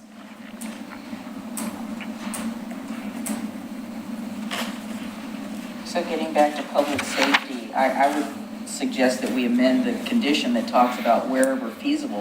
The whole point of the Park Place concept plan is that it provides for streets that are not just on a grid system, but that would use traffic calming. And so why are we saying where feasible? Why don't we just say utilize traffic calming measures, low speeds, and tight curb radiuses to slow vehicle speeds? To me, that doesn't make any sense when this plan is supposed to be doing something just a little bit different. There was another statement in here on the findings about 3 options for stormwater approach, and I don't see anything that encourages the stormwater facility to go beyond, which is what the plan states. Stormwater facilities are typically located adjacent to existing streams and should take a more naturalistic form, such as wetland ponds, et cetera, rather than, you know, what we typically see.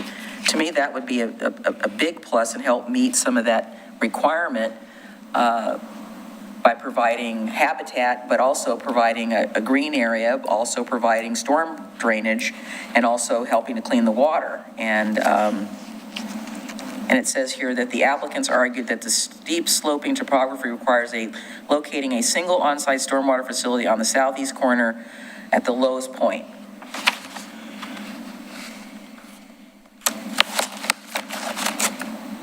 So is that, you know, that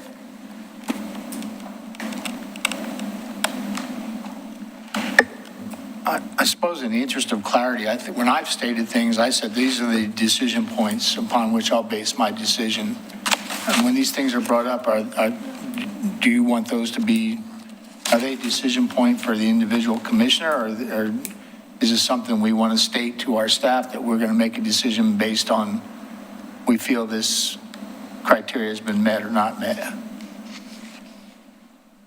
I mean, the clear and objective thing is, that's arguable from both sides of the coin. Buildable, not buildable, consistent, not consistent. We need to give clear direction to our staff and our legal team. Well, so far, we've listed about 5 things. Why do we keep going back and forth between those 5 things? Let's tackle the top one and work our way down. Okay, lead on. That's what we, I think, all kind of said 10 minutes ago. Okay. So we haven't done it yet. We Well, haven't got there yet. let me throw one more in that I was concerned about, is that the preliminary layout has streets going through a geologic hazard area within the site, and as per our code, they are to be avoided. They provided preliminary alternatives for shifting alignment away from geohazard area, but they state these alternatives would create view tunnels, streetscapes inconsistent with the Park Place master plan, walkability and aesthetic concern. And I don't understand that, and I didn't see that. I don't understand why we would want to place streets when right now we are struggling to get South End Road fixed. I'm thinking about all the other streets in Oregon City that have, because we didn't know what we know now back then, and now do we want to create that same kind of problem in this particular area? So I think that condition needs to be adjusted so that we don't allow for that. And I don't understand what they meant by view tunnels, streetscapes inconsistent with the Park Place master plan, walkability, aesthetic, and cost concerns. I didn't understand that. But I think tonight, we're not giving guidance as to how to adjust plans. This is a decision point to me that, does this comply or not comply? And I think, as Commissioner Smith said, let's list those things, the basis of our decision, and then make that decision and let the powers that be take issue. All right, let's go. What do you have first? Well, we've listed, north-south connection, traffic. Those were the top 2 that were brought out. Then you had, you brought up reduced lots, you brought up stormwater facility, brought up, what else? We brought up the network of local and higher order streets that provide redundancy, emergency access. We brought up the flawed traffic study, or questionable. And Mr. Nacita's position that the general development plan does not comply with the Park Place concept plan in both zoning and the concept plan, and he lists his criteria. We had the one procedural issue that we said that ordinance 07-1007 requires changes to the Park Place concept plan, requiring amendment, review, and acceptance by public. That was the one procedural issue. The north-south streets are obviously number 1 in everybody's mind. And there's others that were, I don't want to cloud the issue. I mean, those are the ones that I would make my decision point on. There's always the temptation to shotgun it, but I think we have to be diligent and methodical, and that's what I would do. But that's for others to decide.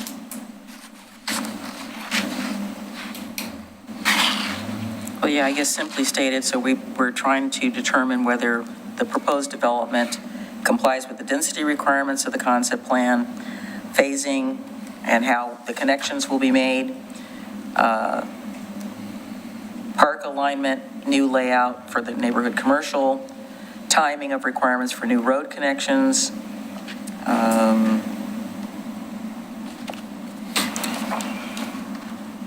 Well, I find it interesting that in our developmental process, if we can't provide like sewers and at the appropriate point in time, we don't proceed. And so here we are with a matter of transportation that impacts public safety. I know how what my input's going to be. And that has been item number one, is item number one in the Park Place concept plan, and that's what I'll start with. Do I think maybe in the future the parties can resolve and refine this to everyone's satisfaction? I do. And the city needs to be a participant in that. And Mr. Nacita made some observations about the building of roads outside of city jurisdiction, and I thought were of interest. So I think it can be resolved, but if we're just going to make decision points tonight, we're going to make a decision on the points ahead in front of us. So I think you summarized them, Commissioner Smith. Is there So how do we go about starting this and getting it? What else do we need to do?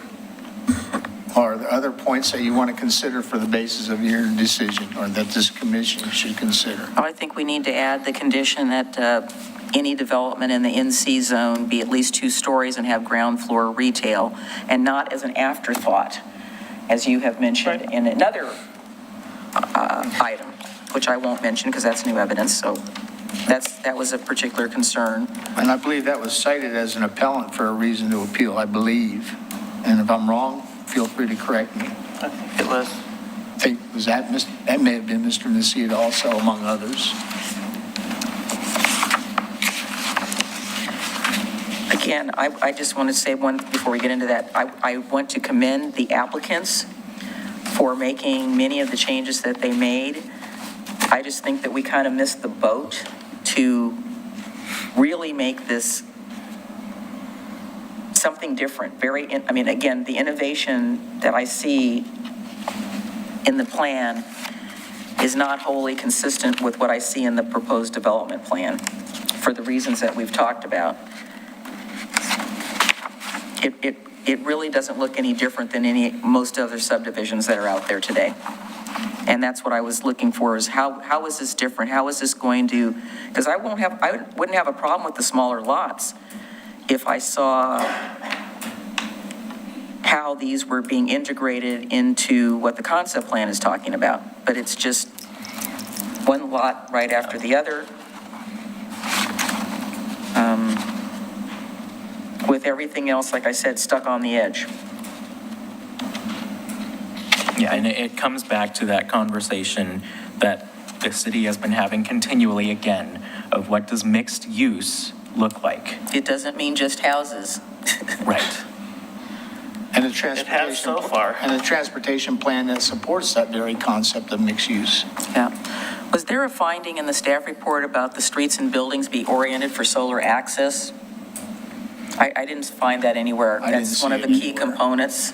No, there's no conditions with respect to solar access. It's one of the key components of the master plan.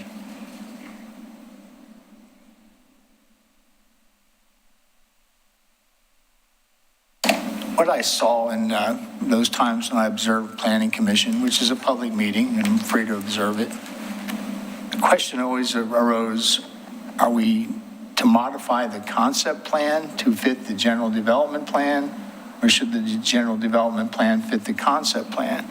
And then that brings in the question, the authority to, if you're going to modify the plan, what is that process which has been defined? So I hold This is the tail wagging. even though I agree that the ultimate product doesn't have to agree with every little matter in the concept plan, the key elements, particularly those involving safety, need to be met, and they need to be met in a timetable that ensures the safety of the citizens of Oregon City.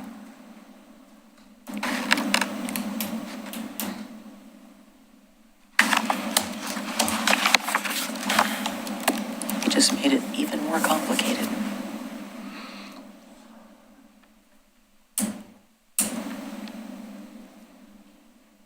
Are there any other elements within that the commission perceives as being the basis for your decision tonight?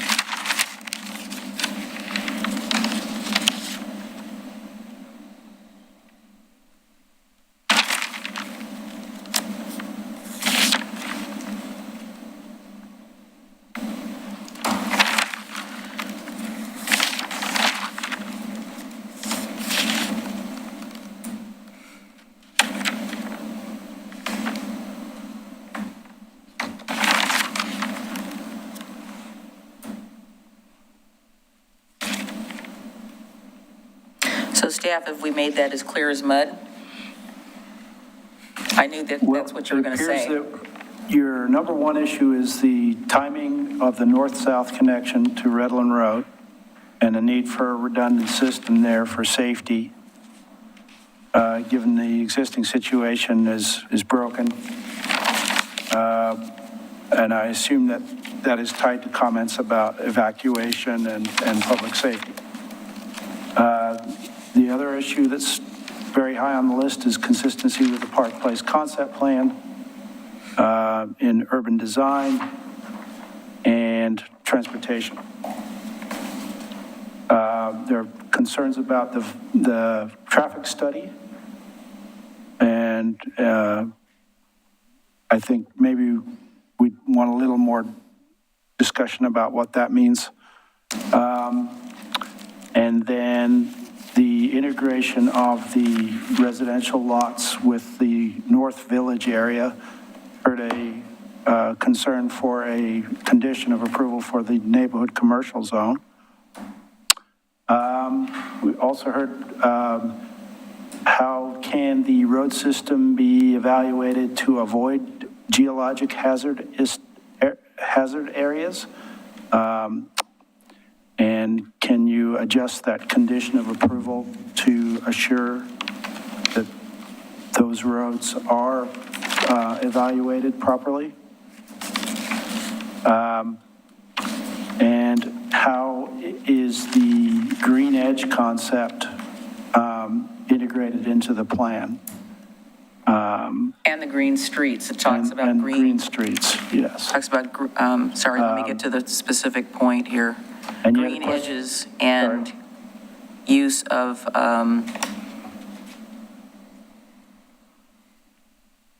measures to define neighborhoods, the different neighborhood areas, rather than just have it be a street tree border, but how do you utilize the land itself with its existing conditions to make it be more consistent with the master plan? Then the green on-site stormwater methods, I didn't see anything related to that. Yes, you talked about need for a more naturalistic form for the storm pond and the hierarchy of stormwater methods that's talked about in the plan for stormwater management. So, Mr. Walter, in addition to the north-south connectors, there was reference made to the transportation component of the Park Place concept plan, which is page 66, item 2, redundancy and emergency. I Yes. quoted that earlier, and I'll re-quote it. A network of local and higher order streets that provides redundancy and emergency access, appropriate ventilation in neighborhoods and commercial nodes of activity, and efficient connections to minimize travel distances. I don't think that the GDP meets that criteria. Yes, on page 66 of the concept plan. Yes, sir. That was brought up by Mr. Van Haverbeek. I think something else that was pointed out to me in the document, it talks about the following list describes, so the key components describes how these components and how elements in the Park Place concept plan comply with the established evaluation criteria. It says see page 71 in the appendix.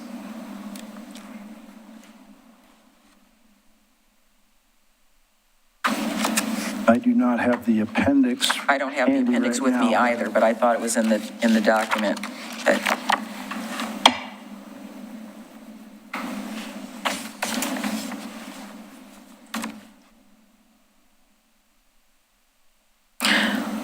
I know there was a mention in the key components about an extensive, again, that could be defined, off-street and on-street trails and pedestrian bicycle connections, and there was a map showing the, get it here, showed where those connections were, I believe. Was it in your report? There's too many reports here. But there were some white lines going through the development showing where those might be.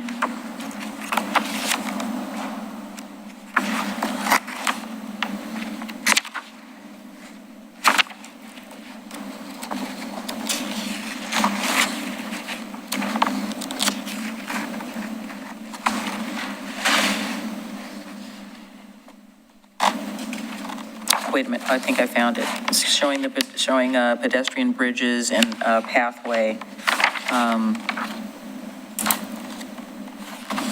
connections.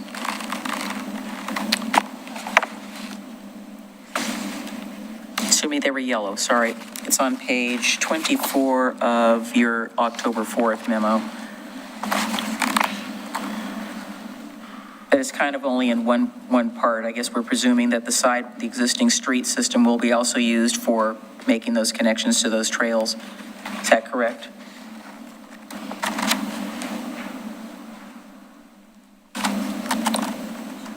Yes, the off-street trail system, as well as the system that runs through the network, through the open space area to connect over to Swan Avenue, is envisioned to be a pedestrian bicycle connection at a minimum. Okay. Back to the conditions, okay.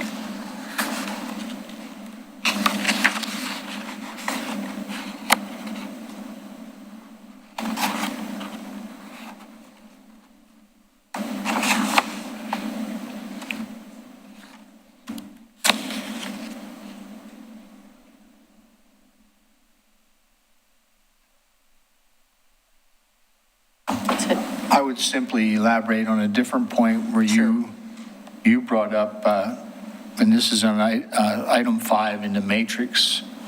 The general development plan does not include residential on the second and/or third floors of the buildings along Livesey, Maine.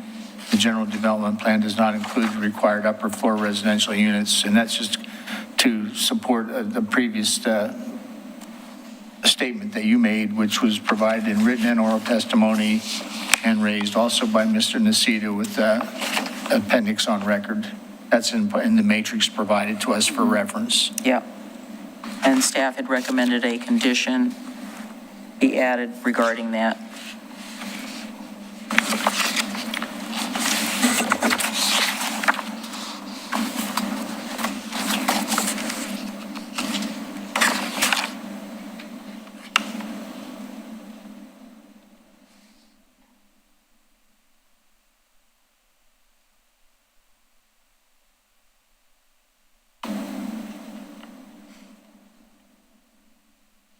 You have in addition to transportation, there was there a variance granted for what they're calling quote unquote the pinch point?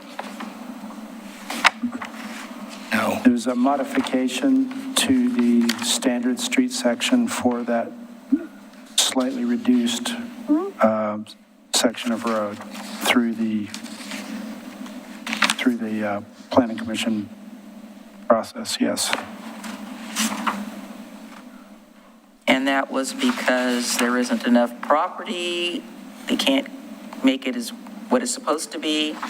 Are there buildings in the way? There are a lot of different factors that went into the Public Works decision on that. I would be happy to ask John Lewis to come up and talk to you about that. I think that's okay. I just think that, in addition to that, which is making it narrower, there ought to be provisions for, extensive traffic calming. Because looking at this, everything's going to go up this one way. It's just going to, I don't think that's going to make it very safe. It's going to create, as you stated, public safety issues. Well, I can reference my notes from Mr. Mansouri, who was an appellant. He stated there was a requested variance from the requirement that minor arterial requires 88 feet pavement width, considered a safety issue, especially since phase 1 housing residents have to traverse that area to get to a modified park location. So that was in the appeal. So yes, stated as a safety issue.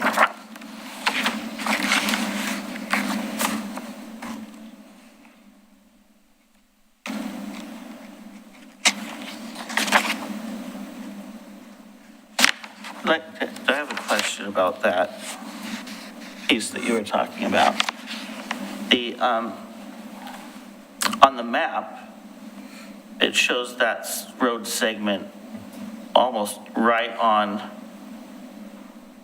what would be the left side of, right along the border, or right along the property line, and yet there's a space on the other side.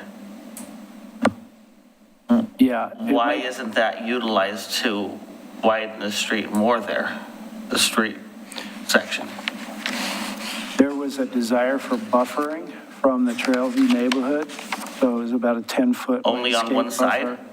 You're talking about that little wedge is? Yeah. Only on the one side. We have an illustration that indicates that in our compilation of maps that was in your packet, if it would be helpful to bring that up.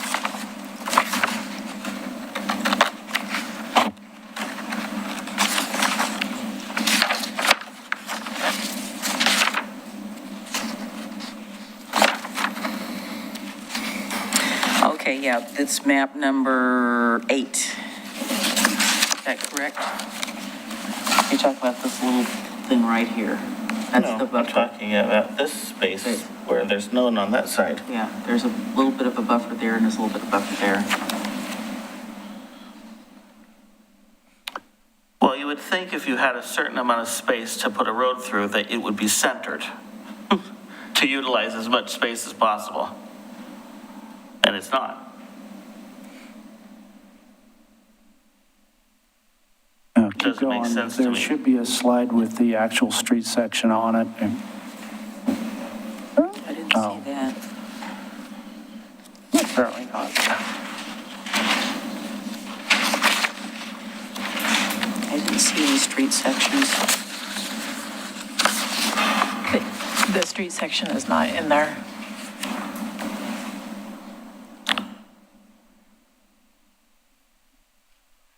One moment while we locate that.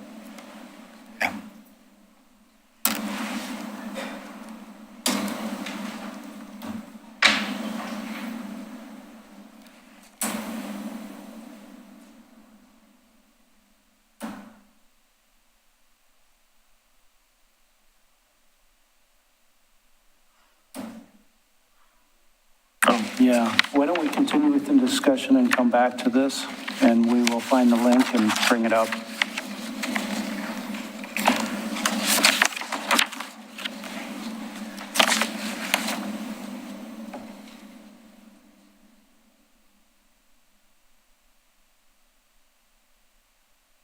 But again, I don't know that it's even necessary. Those small pieces are included in all the big issues we've brought up. So I don't know why we're not just finalizing this meeting and writing those down and being done with it. I don't know why we keep hashing through this crap. We've listed it. What do we do next to finish this meeting? I guess the next question is, We're just going to sit up here and keep going through it for another 2 hours, or we can start finalizing on the 2 big points, getting that out of the way and moving on. well, unless other commissioners or members of this commission have other items that they want to add to the basis of their decision, I think we've summarized the key points for this. If anyone's afraid of omissions, then now's the time to add them to your decision-making process.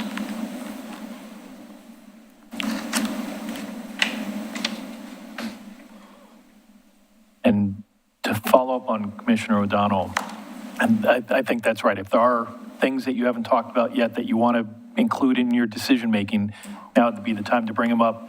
But you have identified, some significant issues. And the question really, the first question for you is really, are those issues things that you can fix through conditions? If they're not, then a motion to deny based on the issues that you've identified as in order.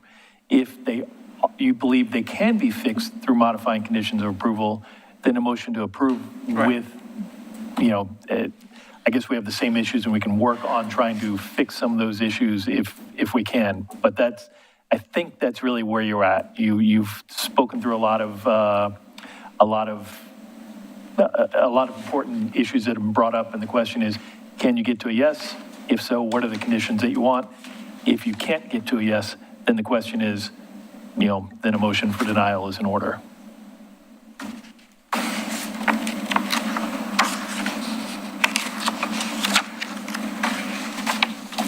Did staff say from last time that you had a slide that showed the concept plan overlaid with the development plan? Yes, we do. That is in the map set that we provided. I think it is exhibit. The 13? No. 13. Yeah, that's the one. Yeah.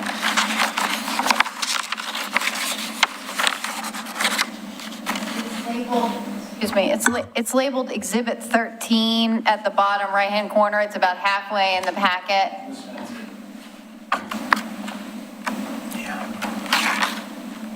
Okay, well, mine 13 is at the top corner, Okay. so I'm not trying to see. Which one? Oh, it's this one, okay. Yeah, mine's number 5, which is weird, so, okay. I think that's it. Maybe that's not it. I don't think that's it. Close. It is in the packet. We should have page number. Yeah, it's slide number 5. Number 5, okay. Your upper left-hand corner that says number 5. Oh, okay, well, I have 2 number 5s, so, seriously, I do. That one. Okay, it does say Exhibit Yeah. 13 in the bottom corner, yes, I was looking in the wrong bottom corner, but it's got 5 at the top, okay.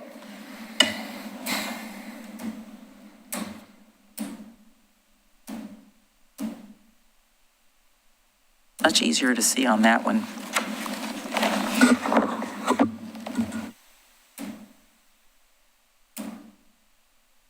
Well, I think Mr. Kabizman's guiding statement is key to where we're at. Basically, if you feel that these can be resolved by what variance, you could approve, but if you, by conditions.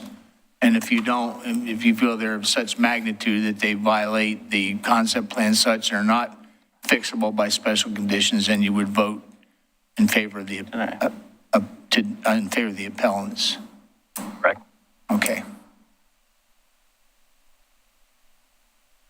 Well, I guess I fundamentally believe that this plan can be made more consistent with the Park Place concept plan. Whether they want to do that, I don't know. But my comfort level is that it needs to get a lot closer than what we are seeing. And the items that we have listed, to me, would make it closer with regard to the connectivity, with regard to the green features that are needed. Still have a little heartburn about all the lot reductions, because I didn't read that extensively to see what the justifications were to do that. I know we're talking about density, but I think that there is, I don't think I can bring the word up because I don't think that's what we're talking. To me, this is it's a lot averaging thing. I don't see where we talked about in the concept plan that we were doing lot averaging. We were going to try to vary things according to the topography of the land to make the land be a little more whole and move some development elsewhere. So when in the top corner there, I'm looking at where like I know that's a later phase, but I'm looking at all that green stuff underneath that plat, and I'm going, okay, do we really want to build that there? There's other areas that are on the edges. I know another thing was brought up in terms of connectivity is that, like I said, it looked like that the NC zoning area was kind of, well, we got to put it in there, so let's put it in there. And it doesn't connect to anything. It's at the very end of this particular proposal where, I'm trying to look at how that connects up. I'm looking at the map, the bigger map of the South Village, and there's no connection there. So it looks like it's going to be an afterthought as opposed to fully integrated into the plan. And I guess I can see the red, that's red over in my left bottom corner on the concept plan?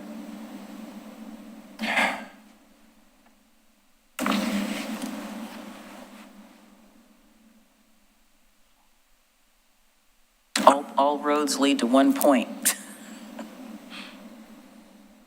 guess my question at this point to both staff and legal is, has the commission plainly stated their decision points for your preparation of subsequent documents? Okay. I see nodding heads that say yes. As I said before, if there's any other considerations upon which anyone up here wants to make their decision, now's the time.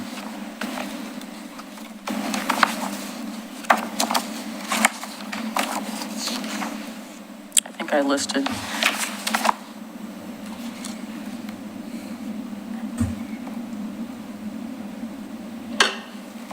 Just a quick, so you have I believe it's a condition on page 29 that talks about a restrictive covenant recorded on the plat of Phase 1 that runs with the land to preserve landscaping buffer and requirements with appropriate plantings in the event that the plantings are removed by the property owner. So I don't know how that would happen. We'll have lots of places that have restrictive covenants, and you know, who's going to be the party or parties that enforce that? Normally, we would apply a condition like that at the time of a detailed development plan and tie it to the final plat, either through, and it would have to decide who is going to be the holder of the covenant or the easement. Would it be the HOA or the property owner? And then the language that requires that the shrubs or trees be replaced if they're removed. I thought, Bill, if I'm not mistaken, I thought there was some law that was passed, you can't have new HOAs. We have some conditions that state that if they're, and normally when a detailed development plan comes in, it will say, if you're going to have CC&Rs, then we're going to review them and make sure that they comply with our zoning code. Okay. Yeah.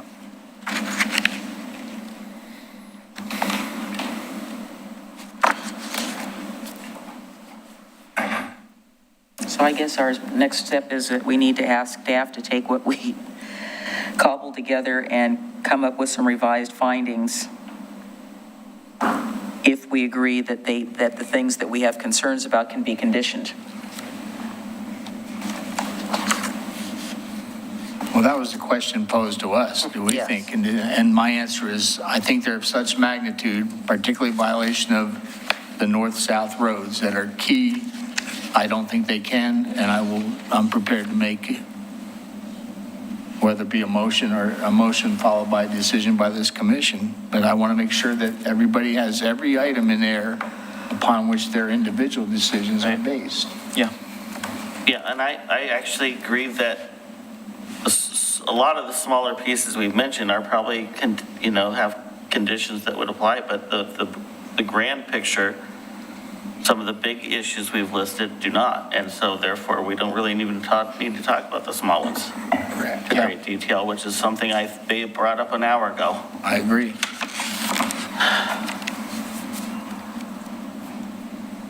Make a motion, please. I think there's a way we can get to the north-south connection.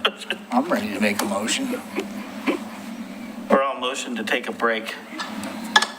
No, I feel the motion I'll make for discussion and subsequent vote is based on the information provided to staff and legal on the specific items that we identified. I would vote to find in favor of the appellants. I make a motion to find in favor of the appellants. Second. Discussion? I don't want to beat the horse to death, but I again would say that I believe that there are many components of this plan that can be conditioned and that we can achieve greater consistency with the concept plan, which is what the community wants. I think that there's a way that staff can help us word a condition regarding that north-south connector that we can get there. So that's kind of where I'm coming from. Well, I agree on some of the minor points, as Commissioner Smith said. I think we they're can work minor, our way through those, but I don't think that's a minor point. I didn't say it was. I said, I look Okay, I at, don't think we can condition it. I think it needs to be I think it needs to be conditioned to happen sooner Okay. than what's in the staff report, that it needs to be conditioned instead of waiting till phase X, it needs to get moved up into the hierarchy so that it gets done sooner. And that's where I was coming from. Well, I've made my motion and we have a second, so whatever you care to do, Chair. Any further discussion? Well, I would agree with the mayor. I want us to more thoroughly explore the conditions that we can, recognizing we're on a very limited Time frame. schedule here. I want us to be able to make sure that we can, without full-on just throwing this away in the trash, figuring out ways, and it's exactly as you said, for me, the big one that I think that we could get through a condition is the issue of the north-south connector and insisting that it's earlier on. Is that something that we can do? Does that not require the participation not only of the developer, the recognition of the concept plan and involvement of the city who has the power of eminent domain to make those lands available? I mean, that can be an ongoing discussion, but tonight, for purpose of what we're reviewing, I'm making it on the information at hand and the existing situation. I don't disagree with you. And maybe our decision tonight will encourage all parties to move forward to try to do that. But we're faced with a decision and a time constraint that we need to give direction and vote. So again, my motion is on the floor and it's been seconded. So of all of the to agree with all of the appellants, or which appellants? I don't agree. We didn't name them by appellant. We named them by items stated. Okay. So that, and the staff and legal is aware of what those. Okay, I just wanted to make sure it was not just a carte blanche. Okay, no. Yeah, I don't think all of the No, we didn't. appellant statements rise to the level of denial. So I guess, can you try to answer Commissioner sorry, I forgot your name there for a moment. Commissioner Morrow's question with regard to The north-south connector? and Yes. The timing? Yeah, we have condition of approval number 9, number 8 and number 9. Number 8 talks about the first phase of development, which is 49 units. And the applicant shall show that the improvements, so that's a condition that is requiring analysis with each phase of DDP. Number 9 actually talks about the timing of making the Redland Road connection prior to the 2,000 trip per day number being met for any phase of 9C. development. So if you wanted to, you could either tie it to an earlier phase, or we can work on a different number for average daily trips on the local street that would trigger that connection. So that's 9C, right? 9C, correct.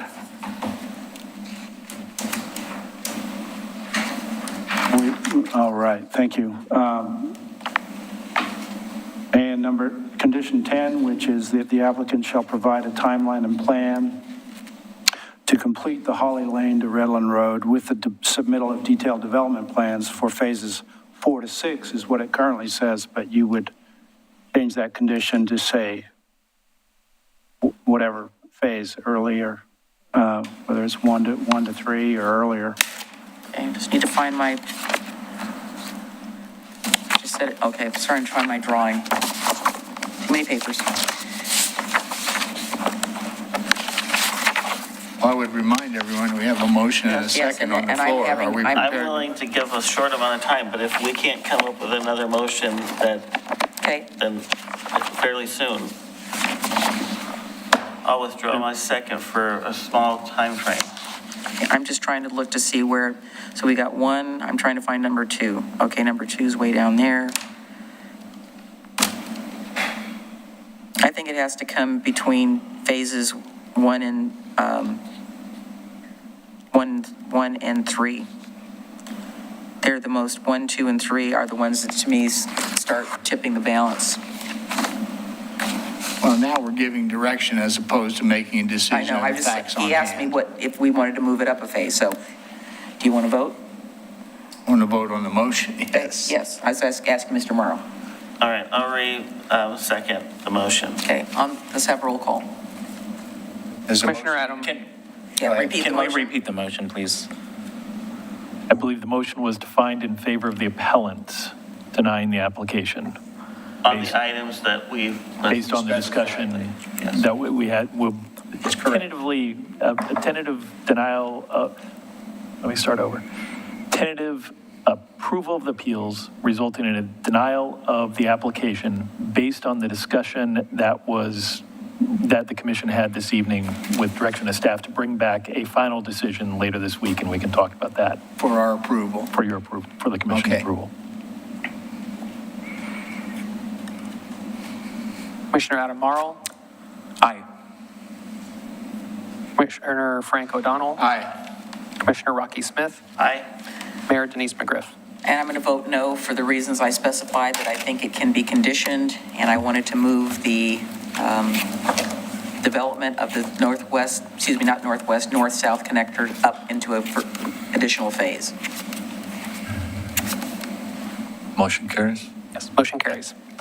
Thank you. Could we have like a 5 or so minute break so we can Yes. Yes, confer please. on calendars and how long it's going to take us to write up findings that we need to bring back for the commission to approve by the end of this week?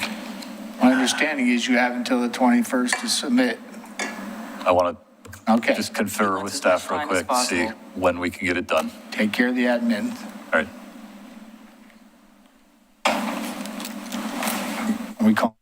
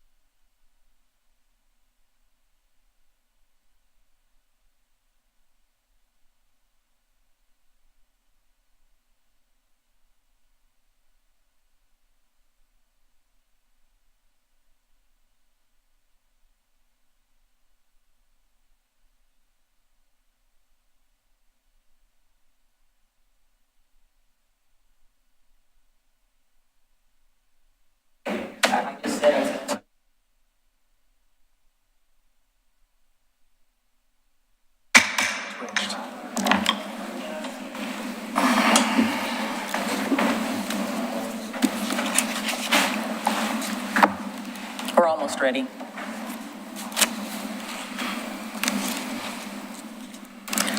So I know this is going to be unusual, but in light of the motion that we just made, I would like to ask one of my fellow commissioners to do a motion to reconsider so that I can change my vote from no to yes. If we're going to go down this road, I want it to be unanimous. I can't make the motion. So moved. Is there a second?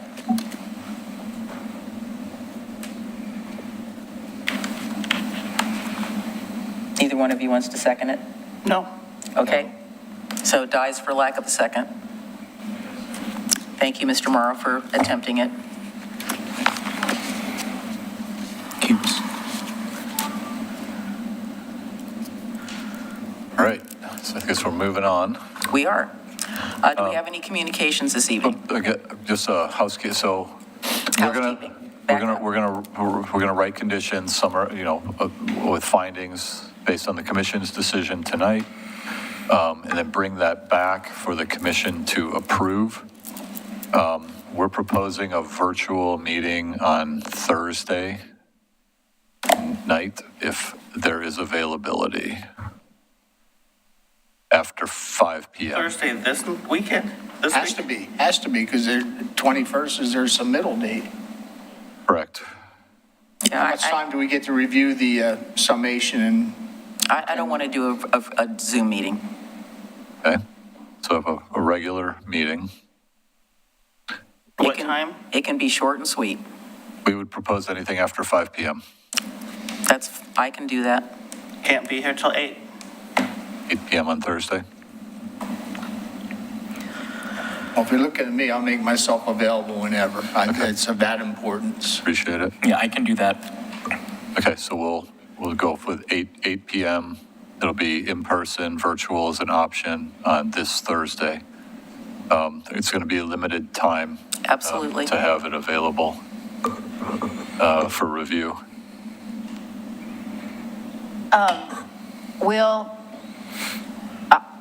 I'll commit to having it to you by noon on Thursday.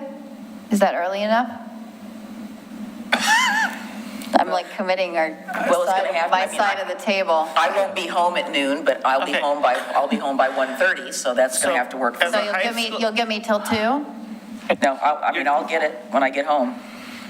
You're going to give us the information at noon that we're voting on at 8. So, I'm a high school teacher that will be at work from 7 a.m. till 8 o'clock p.m. with parent-teacher conference. I will not be able to read it, nor will I be able to be here until probably 8:15.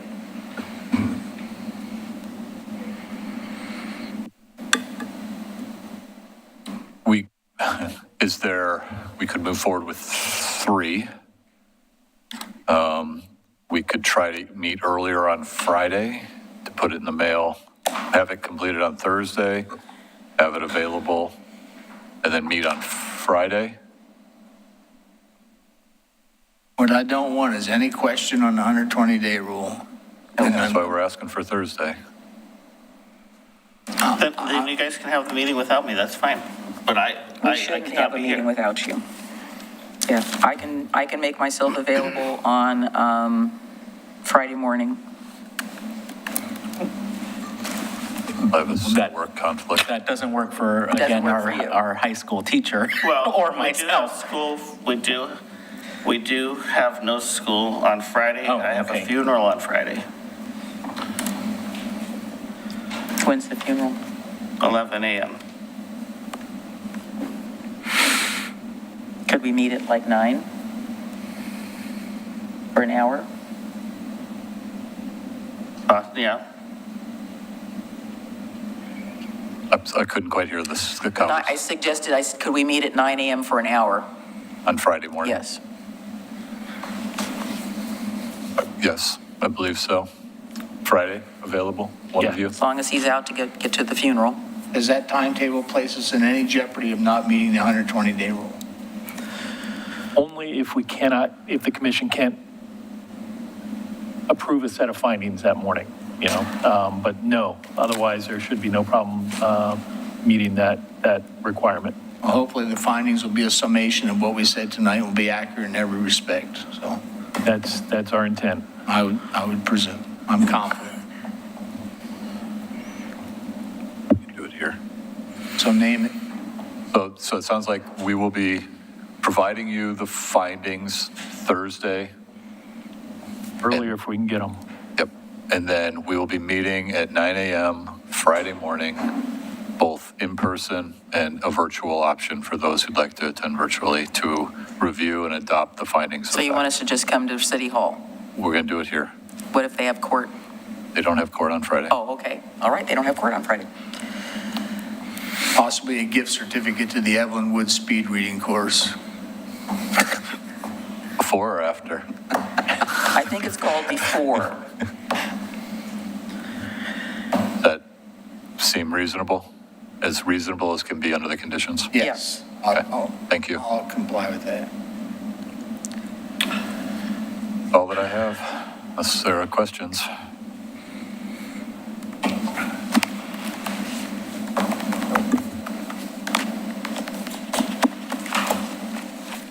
I'll have the rest of the agenda. There's not much else on there.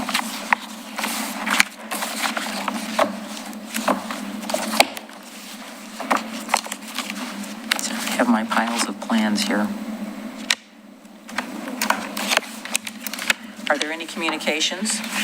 Not tonight. Thank you. I do. Yes, go right ahead. As I mentioned a little bit ago, I have a funeral on Friday. And I want to mention former Mayor Don Anderson, who passed away about five or so years ago. Mayor Don Anderson was my great uncle. His wife, Joan Anderson, passed away on Friday. And so that's where I will be on Friday. So I want to acknowledge both my great uncle Don and my great aunt Joan for all of their work for many, many years in this town. And volunteerism and support of Oregon City schools and all of the things that they have done. I would go to city commission meetings as a kid to watch my great uncle as mayor and his good friend, Eddie Alec, who I also considered my great uncle, even though he was not a relative of ours in any way. He was part of our family. So my great aunt Joan is one of the last of that generation in that side of the family to go. So I want to recognize their work in this town for so many years and their support of me and the rest of our family. It's definitely a loss for the community. I would definitely agree with that. They were pretty super people. I mentioned earlier that I have a lovely picture of former Mayor Don Anderson with my son when he was playing Santa Claus at Kelly Field. Yep. And Stephen wasn't having any of it, but Don was looking very Santa-like to him. But it's a picture that I will always treasure. And I actually showed it to him, and he got a big chuckle out of that. So the only thing that I have is that I'd mentioned earlier is that our colleagues across the river are in the process of having community outreach with regard to development of an urban renewal district. And I have wished them every success. One of the commissioner counselors has asked me about ours, and I will give her as much information as I possibly can in support of what they want to do. The other thing that I wanted to ask about is that, have we heard back from the city recorder about our meeting that we want to have before the end of the year? One of the counselors from West Linn asked me, and I said, well, it went to your court through Mr. Williams, and then the city recorder, Kathy, whose name I can't pronounce her last name, but I know you know what it is. So just need to follow up on that. And then I think last but not least, I know the staff knows that Adam and I went to the League of Oregon Cities meeting in in Bend, and Adam received rave reviews for his panel discussion that he had about the Youth Advisory Council. He did that along with Mayor Joe Buck and City Councilor David Imami. Was there a fourth person? It was moderated by Lake Oswego City Manager Martha Walters. Yeah, so it was really good. A couple of things that came out of that for me. I attended the Diversity and Equity Inclusion Workshop, but something that came out of the council that I want to say publicly is that we got to talking about American Rescue Plan Act and the work that went into getting the money from the government, because apparently the paperwork was considerable. So I want to say on behalf of the commission, thank you to all the staff that was involved in helping us get those funds, because I understand you guys did yeoman's work and it was a Herculean effort, maybe not rolling the ball uphill, but it was pretty close to that, and that was not acknowledged by us at all. But I want to say thank you, because we're going to be able to utilize those funds for many projects in Oregon City that are sorely needed. And thank you, staff. I know a lot of it came out of finance, but everybody contributed something. So thank you on behalf of the commission for all of that work. And the public needs to know that you guys did a lot. It's not quite as much as the WIFIA, but it's probably right up there. So thank you. My correction, Martha Bennett. Martha Bennett. Martha Walters is the Chief Justice of the Oregon Supreme Court, so. That would have been cool. Yeah. Anyway, but yeah, thank you. So it was a productive. It was a productive meeting, and I appreciate being able to go on behalf of the city. I guess the only comment I would make is that during my leave of absence, I had occasion to watch the commission in action, and give me a chance to look at my own role in this commission's actions from another perspective. And I came to the realization that there's things that we need to get done, things that need to be brought to a conclusion. And they fall off the radar, and you wonder what happened to them. And specifically, at least today, we got an update at Urban Renewal on the 10th of Main thing, and we'll review that further. But other outstanding items, and they're public knowledge. We need to disposition the marina. What are we doing? Where are we at? Because this commission wanted to bring that to a conclusion. We want to disposition the old Public Works building at Center Street. It's fallen off our radar. Let's take action on it. And quite honestly, we maybe will resurrect the discussion on the reporting of the city attorney to city manager versus city commission and see what that looks like. So I think we've got things to do, and we've got things to do before the end of the year. And that's my only statement for concluding statements. Thanks. Thank you, Mr. O'Donnell. Appreciate it. I have your pen over there. Being no further business, we will call this adjourned until this Friday at 9 a.m. Thank you.